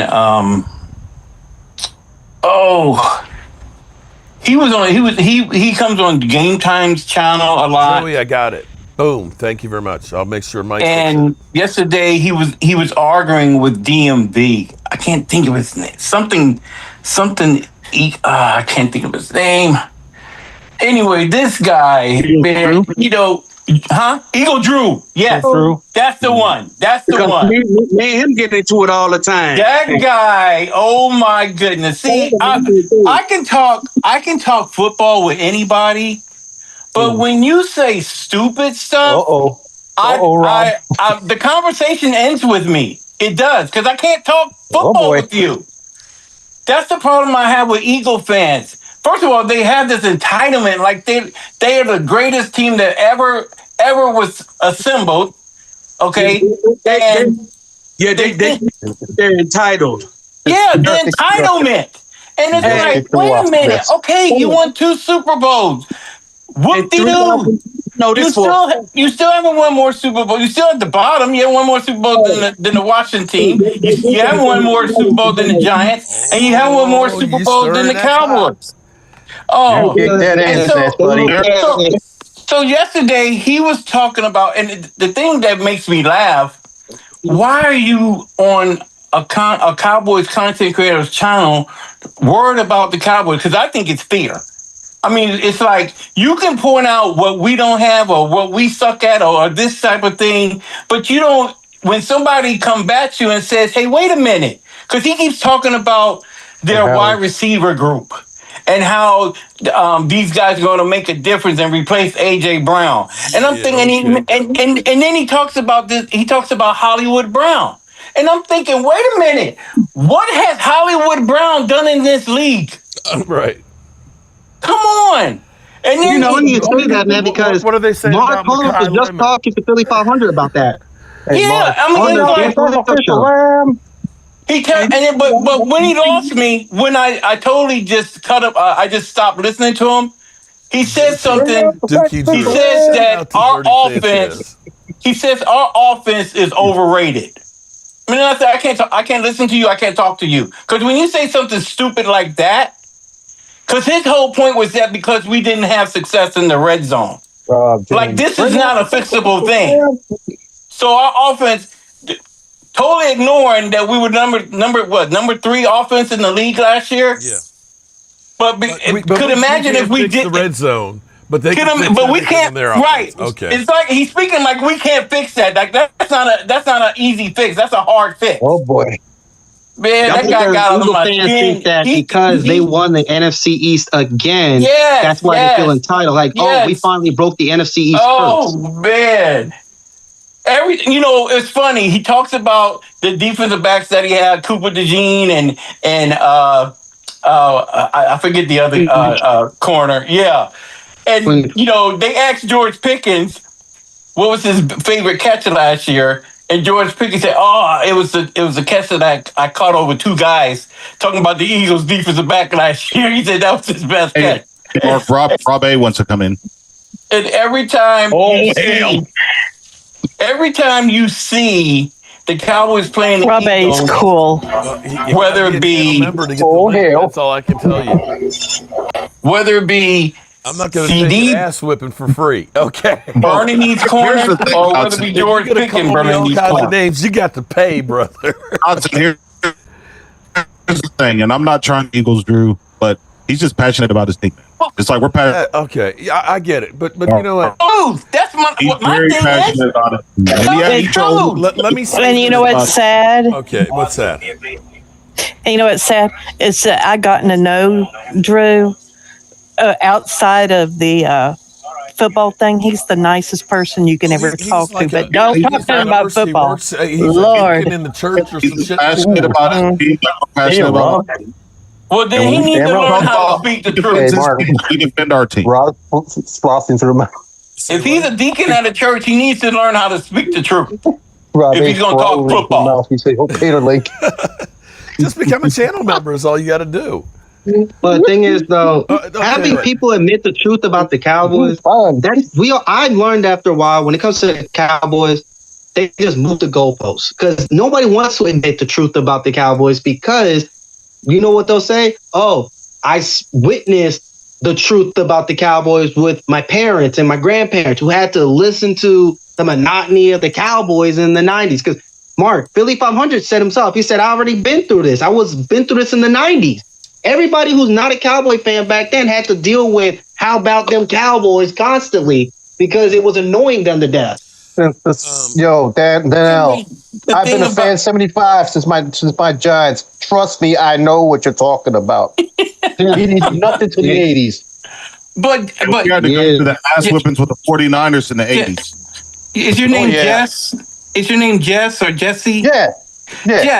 Jess? Okay, Jess. Even Giant fans, and I'm from Jersey, okay? I'm from Jersey, so I was New Jersey, born and raised. I kind of have a liking to the Giants because I'm from Jersey and I love Bill Parcells. But even growing up with Giant fans, they never came on and criticized the Cowboys or anything like Eagle fans, dude. I'm like, it's ridiculous. And then I could have conversations with Giant fans. And we can talk football. We can talk fact-based. But don't come at me with this stuff like you're entitled to, or our team sucks and your team has no issues whatsoever. And then when you say something just openly stupid, when you say that our offense is overrated, or you got a problem with Dak, because he thinks that Jalen Hurts is better than Dak. That's another issue. But it's just like, okay, man, I can't talk with you.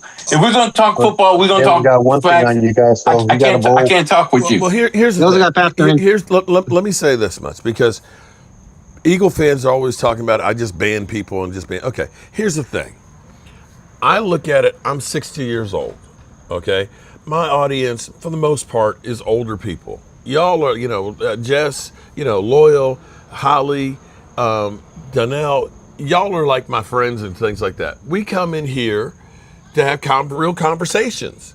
We're not teenagers doing grab ass stupid shit. I get it. You're proud of your team, and that goes to a point. But every time you come in just to be disruptive and tell you how much you suck, how much you got no hope, and so on. And that's the thing with Leo. Leo would come in here and he would take it over, and it's just, we're the best, you suck, Dak sucks. And it's just like, right. Okay, I get it. You're proud of your team. You've won. Congratulations. But people don't come in here just for this blovation all the time. And we got to a point where people like Lola, they come in and it's like, this is not what I'm here for. Right. And so I lose people that have been here forever because an Eagle fan wants to come in here and take over the show and tell you everybody sucks and you're a delusional Cowboy fan. That's not what my channel is about. You can do that, on other places. But I don't have the Yes. time to do that all the time. You want to comment, Cowboys suck and everything else. Okay, can we have a real conversation about stuff? No. Only thing you've Right. got and you're bringing to the table is your team sucks and so on. Now, look, we're going to see how this one goes right now because without getting paid for it, I sent the link to Rob A. The first time I had a conversation, I got a hatchet job from him on Game Time Brian's, and it was just like he had all this built up frustration and just literally beat the I'm shit going on out mute of move. me. So, I have to say something about Rob. Rob is one of the most coolest Eagle fans. Brother, And he's stop very rocking. level-headed. I love Robert. well, I And you know, actually- Holly, there's Brother, nothing, rare. Love you back. there's Brother, nothing stop wrong frothing with at the being mouth. I'll like, tell you what, I'll be right back. Just hold up. I'll be right back. Holly, there's nothing wrong, like Mark said, about being a fan of your team. It's great. If you have passion, like we have passion about our Cowboys.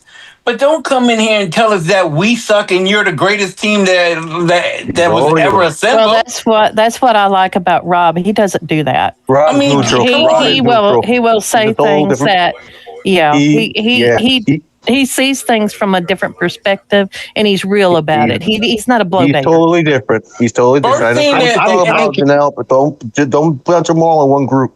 And Yeah, the thing that's cool. about it, they always say, well, you haven't won a Super Bowl in 30 years. Well, what have you done? You know, We're actually we're relevant right now. That's what we've done.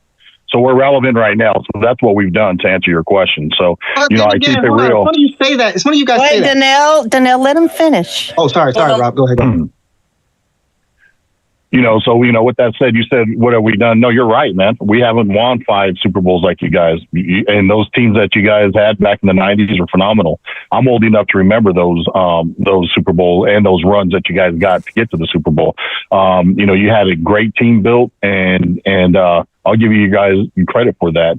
But like Shannon Sharp always says, you got to update your resume. You got to be relevant now. The thing is that we don't have 5 Super Bowls, but we do have is 2 in the last 10 years. So, you know, with that being said, and we've been to 3. So what have we done? Well, we're relevant right now, man, and it feels good to be relevant right now. So to say that, you know, what have we done? That's not only what we've done, but that's what we're doing. Is that we're relevant right now? But credit to you guys, you have 5 Super Bowls, yeah, no doubt, and you guys had some damn good teams in the '90s. Yeah, you did. I mean, shit, I can't take that from you. All I'm simply saying is to answer your question. You're asking what have we done?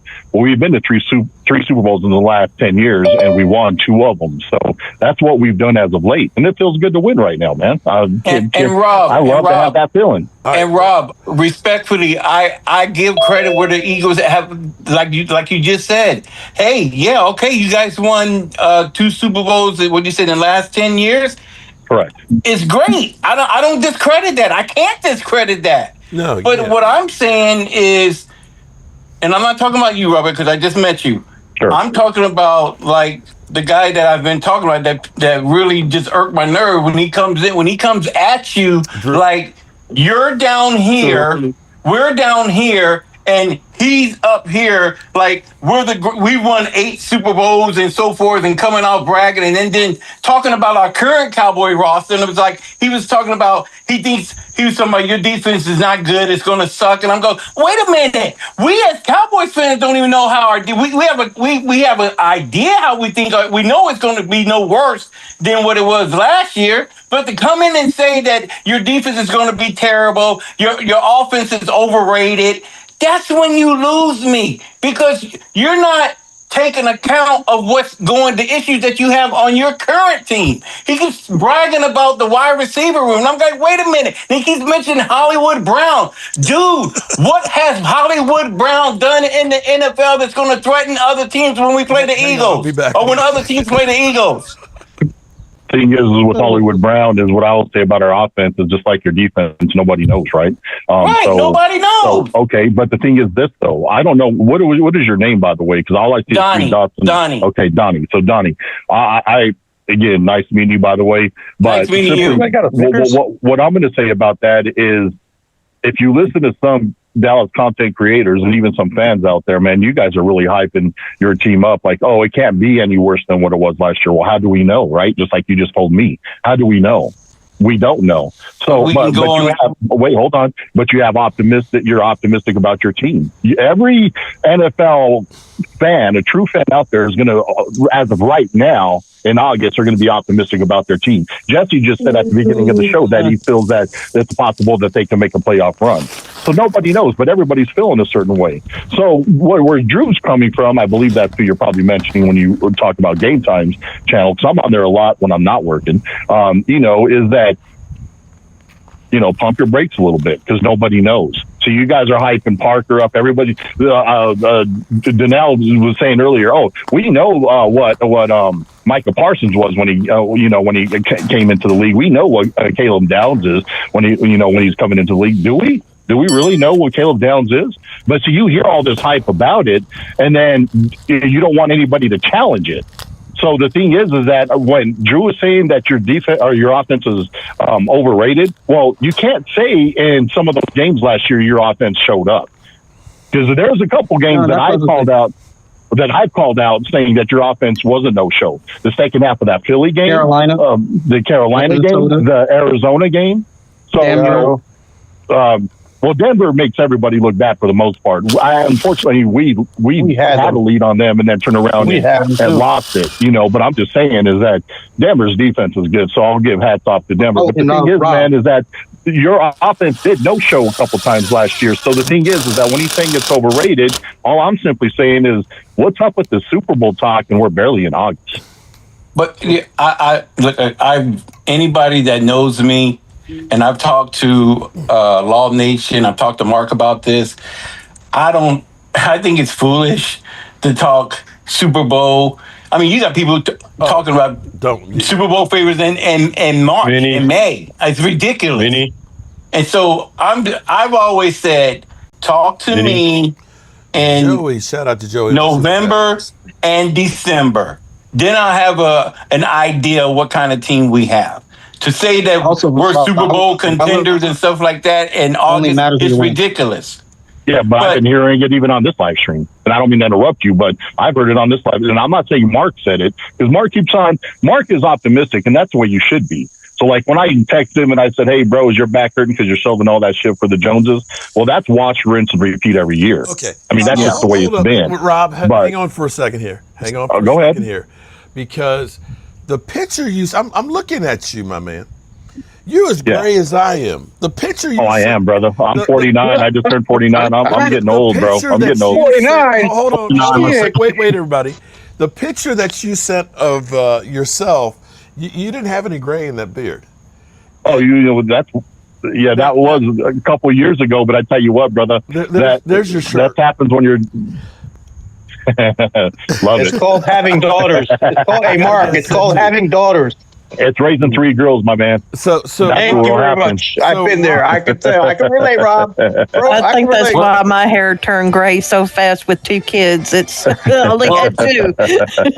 Well, Rob, even with the gray hair, you still got that baby face. Hey, thanks, my man. I try to stay young at heart, my brother. Hey, Rob, I'm the same age as you. Fight for it. I'm the same age as you. People think I'm in my 30s. I'm 40. That's because you age well, my brother. You age well. Yeah. Okay, so I've got. But you probably don't have 3 girls. About the relevance. My thing about relevance is relevance only really matters. People use the relevance. Cowboy fans around me a lot, and I would tell people, like, I got a buddy of mine, he's a Viking fan. He brings up the Vikings have been deep in the playoffs more recently than Dallas, and I tell him, but what have y'all done? Y'all lost. Exactly. The Bills, y'all go to the playoffs every year. Nobody talks about the Bills like they talk about the Cowboys because, frankly, they choke. Look at the Commanders went to the playoffs recently. Now people talk about them like they're the same old Commanders again because they lost to Dallas 2 times again. It's like, to me, relevance only matters when you win it. If you don't win no Super Bowl, your relevance means nothing, especially if you go into the next season and you play like garbage and Dallas has a better record than you and they make the playoffs. Your relevance don't mean nothing. Like, but you know what, the Panthers went to the playoffs more recently than Dallas. But I tell Panther fans, what have y'all done?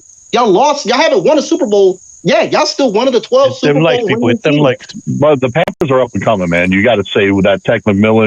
That defense. and their defense, them getting, Jalen Phillips, and they already had some pieces on there. They got a great cornerback. They're up and coming. So I'm not saying they've done anything, but they should be excited about where they're going. I think they have a good. I could say the same thing about like the Atlanta Falcons. They did that one time. And when you said some teams should be optimistic, I'm like, no. Well, every team's going to be optimistic right now. Everybody's 0-0 right now, bro. Every team's going to feel optimistic. I'm not sure that Miami and the Cardinals and the Raiders really should. I mean, I feel optimistic. That should go without saying realistic. Because, there's some fans that are just not realistic. The real talk real talk when it comes to Cowboys fans, and we all know this. We all know this. And Rob A., I know you know this as well, being a football fan. When it comes to the Cowboys, the bottom line is we really don't care what we do in the regular season now. It's all about the playoffs. Oh, I agree with that. It's what we have to do. We have to do in the playoffs. And as much as I love Dak, and I'm thinking about legacy now, Dak has to put, not just Dak, because I know it's the quarterback takes the blame, when they lose, and they take all the credit when they win.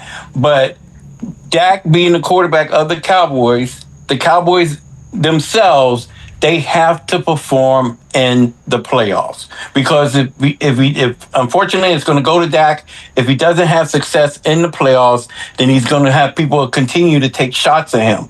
So as Cowboy fans, we know what the deal is. We have to perform in the playoff. That's going to get shots regardless, because even when the Cowboys won that Tampa Bay game, Dak didn't get no positive remarks for that. They said you got to be realistic about that. Tampa was in there by default. They weren't even a 500 team. Yeah. And the Seahawks game, he played against the Seahawks. I argued this with my own buddy Samuel, who's a Cowboys fan. That was a good win. Absolutely, that was a good win. Yeah, he said that Dak Prescott was not the reason we won against Seattle. That was because the Seahawks put that's not I don't listen to talk like that, bro. When the success is there, bro, a win's a win. I'll take a win anyway. Yeah, that's right. Yeah. A win is a win. I take comments like that with a grain of salt, regardless. So I would recommend anybody to do the same. There's no I in team. But as Cowboys, if Dak gets a deep playoff run, they're going to say, "Oh, Dak Prescott went the way of Troy Aikman. Troy Aikman freaking got carried the whole way to the Super Bowl." Yeah, but as Cowboys it's because fans, of the team. It's because of your team logo and Jerry Jones. Yeah, he didn't you up. He's the one to put the target in your guy's back. Well, Dak's putting the target on his back this year. Let's just be real about it. Man. He's with that Gotti. Yeah, I mean, with the Gotti comments, with the Super Bowl T-shirt, right or wrong. I mean, he's putting it out there, but you got to have that confidence going in. You should. But you know what, Rob A? I don't have a problem with him doing that. It doesn't matter if he says it or doesn't say it. Right. He's still going to get shit. Well, you will. Yeah, I mean. More than anybody else. Now, well, like I said, that Gotti stands for carrying the torch at this point. But go ahead. No, but it doesn't matter. If he didn't say it, they'd say, well, see, you know what? He's just happy to get paid. He doesn't care about winning and everything else. Right. So now, he's arrogant. He hasn't won anything. Here's the thing that you have to realize is they realize getting paid, the Cowboys are the villain. We have been the villain because of Jerry Jones. It's all people talk about. The fact that the Cowboys have not been into the playoffs for 2 years and they still get all the primetime games and everything else shows you the power of having the villain that everybody wants to talk about. And unfortunately, Dak Prescott is collateral damage. And Texas, Danielle, you're 100% right. Dak Prescott could play for another 5 years, get another 20,000 yards, have over 50,000 yards in his career, own every Dallas Cowboys record, and it'll be considered a choker. The only thing that matters in his career, and he recognizes it too, is I have got to win a Super Bowl. If he wins a Super Bowl, he will be a god in Dallas because he'll be, and for Jerry Jones, this is the guy I won a Super Bowl without Jimmy Johnson. Jimmy Johnson. So it has to be. So he understands that. Hey, I'm trying to win a fucking Super Bowl. And I'm hoping that the guys around him realize that as well. One thing I do want to touch on real quick is Rob A. Shout out to Rob A. because Rob A. has become like Philly 500 to me, okay? A lot of people think Philly 500 and me hate each other. But see, there's been some bad times through my life and some hard times that Philly's gone through that you guys don't know about, that we have been there for each other. And we've become really good friends through a whole lot of shit, even though we both hate each other's team. Game time, Brian said, "Hey, why don't you come on Wednesday night?" And I had not been watching what his show was on Wednesday night, so I just went in there happy-go-lucky, and I get my head taken off by Rob A. And I'm like, what the fuck? Who is this guy? And why is he giving me all this shit? And through the course of time, Rob thought I was a piece of shit, and so on, and got a phone call because I'd mentioned him on a video, and we started talking a little bit, and he realized Mark isn't so much of an asshole as I thought he was. And I realized Rob A isn't as much a dick as I thought he was. And that's the thing, that there's a perception of people when what you see on YouTube Step and all brothers that again. Step brothers all over again. versus what real life is. And that's what I'm going to say. Understand what you see on First Take, on ESPN, sometimes is fake drama made for people to watch. And a lot of that stuff is the case here. And I'm sure Drew, I have talked to him once or twice before. He is a good person, except when he gets out on here on YouTube. Yes. So I just met want to give, Rob. I just want to give Rob props. He's a good Thank guy. you, sir. Right back at you. His Rob, team still sucks. I hate him though. Rob, I just Oh met yeah, you, of course. Rob, I love my today, brother here, first- but I still can't stand his team. Rob, I just met you for the first time today, and I know that I can talk football with you. Yes, sir. I can talk football with you. But Absolutely. like I said, To be honest, you're not your fan base isn't the one that bothers me the most anymore, which is the Eagles. If anything, I'm starting to really dislike the Washington Commanders, so they're starting to become more of a pain in the ass to deal with than Eagle fans.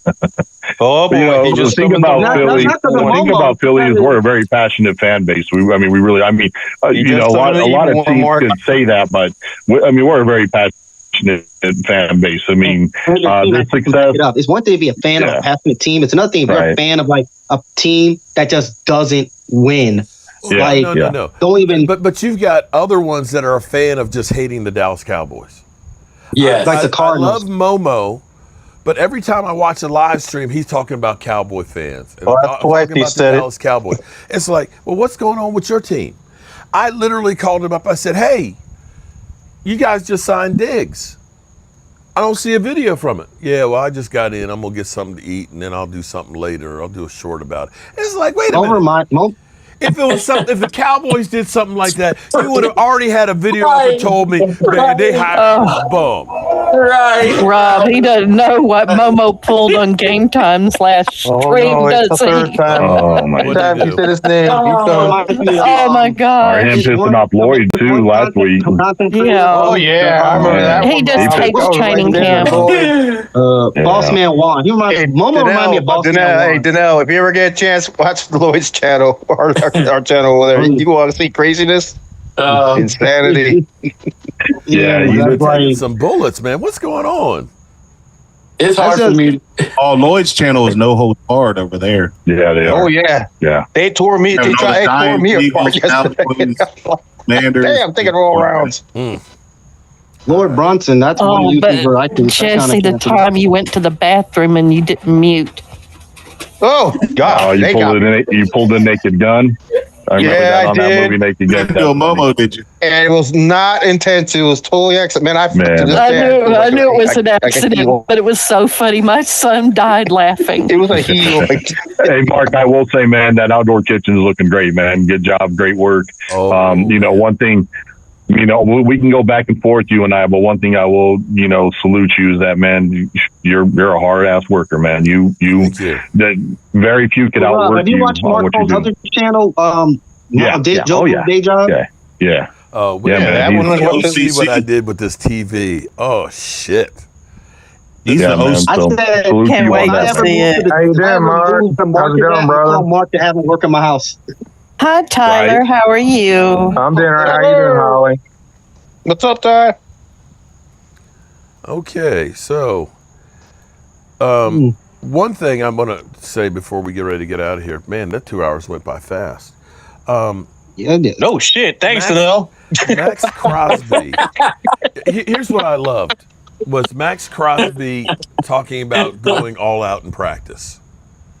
Okay, and hitting Kirk Cousins. Kirk Cousins acting like a little bitch. 'cause he Damn, got dirty. touched on his arm. But see, that reminded me of Charles Haley. Charles, in practice, you better have your head on a swivel. I shit you not, because you're going to get hit. Like, is the end of the world type hit. And the thing I think happened with him in San Francisco was at JMU, it was kind of the infancy of really JMU football. We were winning 3 or 4 games a year and so on. But when he went to San Francisco and got a taste of winning, he owned that shit. And if you weren't about winning with him, he didn't have anything for you except knocking your head off. And it was about winning. And see, that's when you heard Max Crosby saying, it's practice. I'm out there. I'm working on my shit, and I'm going all out. That to me was like, man, that's the kind of players that you want on your team. That even that's just the way he's wired. Yeah, for sure. Yeah, dude will run through a brick wall for you.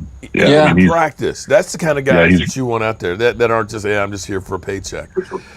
That's another reason why I want to have a Von Miller here to be a mentor to these young guys.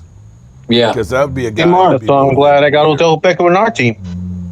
Yeah. I want to hear Rob's thoughts on that. On what? About Von Miller and all of that.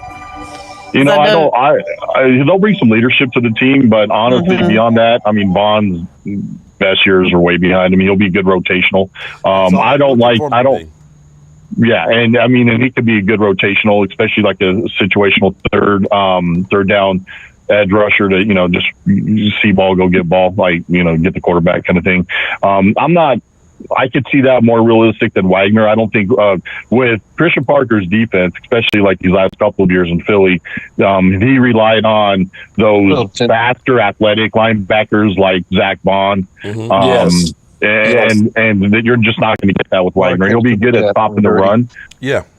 Right. But he won't be good at pass coverage. You just don't have the wheels to do that anymore. Yeah. So I don't think Wagner would be a good fit. I just don't know. Like, I asked Game Time this on his live stream the other day, and I think it was Broadus who brought it up, because I asked, like, where did this come from? But all this Brooks talk. It was. I don't understand it. Yeah, get Von Miller. With this Brooks stock, because he just signed, like he was just extended. And for them, I know they're already eating a lot of dead cap already, but for them to eat even more, that's just malpractice by the GM. I mean, to me, if it's like, if you want to get rid of him, get rid of him. But if you sign him and then try to trade him after you just signed him, makes absolutely no sense. Well, Mark said something interesting earlier. He was talking about Myles Garrett, what Cleveland did to his contract. And so it was easier for them to trade Myles Garrett. And what Brian Broaddus was saying, it's kind of similar to Brooks. Yes. No, it doesn't. Yep. Well, you made him easier to trade. Because Myles Garrett played a season I'm not talking about for the Dolphins. I'm talking about whoever the team that they trade him to. No, well, what I'm saying, though, is the contract's a little different. The reason is because Myles played a year after extending and Cleveland, so all that money was paid to him from Cleveland. But with Brooks just signing now, that money, if he got traded right now, Dallas would have to pick that up. There's no unless they were able to. I heard different. Wait a minute. He hasn't played it down for Miami since his contract. Well, wait a minute. Has there been any Rob, money before I heard he got different. paid? Did they have a contract before that? So they have to eat that? The team Miami has to eat that money? Rob, I heard that Miami would have to eat up the majority of his contract. If he plays for Miami. Because they did do the contract. But they can't sign him now and then trade him right now. Well, here's a way to look at it. Yes. Oh, hell. I knew it. I told you. Momo was in the... I told you. I said it 3 times. He says y'all love to talk about me. Momo said. What were you going to say, Mark? I'm pulling up his contract now. One way you could look at it is it makes it easier to trade, and if you're trying to get more compensation, like I think they'd have to eat like $15 million. That's what it is. Yes. And if you basically it would be like, okay, we're gonna take this $15 million hit, but we'll get a 2nd-round pick for him. Yeah. Okay, that's the way I would say that, or maybe they decided, shit, maybe he's not going to be, by the time we get good, he's not going to be worth it 2-3 years, because they're like an expansion team right now. The best thing they can do is get as much draft capital as they can and look at just starting all over. Because taking that hit right now, okay, you're already in cap hell. You already got $178 million. What's another $8 million dead hit this year? if I get a second-round draft pick to go with all the other picks that I ended up picking up, then I can actually create the team that I want that's going to be young, that hopefully is going to grow together. And by the way, Mark, I'm looking on Spotrac. Yesterday, the Cowboys didn't want to get Bobby Wagner. The only guys left is Okereke, Lavonte David, Matt Milano, Roberts, Chris Board, Jermaine Pratt, Jerome Baker, Ezekiel Turner. Oh, what's the other? Shaq Thompson and David Walker, retired, Preston bro. Smith. Okay. Hold on. Levante David retired. Rob, Levante David retired. Rob, I got this, Rob. Okay. Rob, Hold his beer, Rob. Wow. I got you. Go for it. Hold on. Y'all need a whole 10 of my beers. Hey, Mr. Graves, before you come here and tell me you hate Commanders fan, you hate yourself. Hate that D on your head, because when the game 2 comes, we whooping that ass. You hate Commanders fan? I hate your sorry ass 4-eyed wannabe thug ass Cowboy fan. So don't say another word about my mouth about what I say on my channel or what on your channel. So shut up. I ain't got time for no wicked thing Cowboy fan. Like that. I'm him. I'm Momo, damn it. I'm Momo, damn it. Mark, there's a new shirt, bro. I'm Momo, damn it. I'm Momo. Eat that energy, Momo, when the game starts. Oh, no. Shut your dumb ass up. I ain't got time for Momo, you. or is this an AI Momo? Hey, Mark, don't let me read your ass, because you doing AI right now. You on Zoom. Zoom is AI. Everything you get on your phone is AI. Okay. Your TV is AI. So stop talking about AI like AI is a bad thing. Hold on, Momo. No.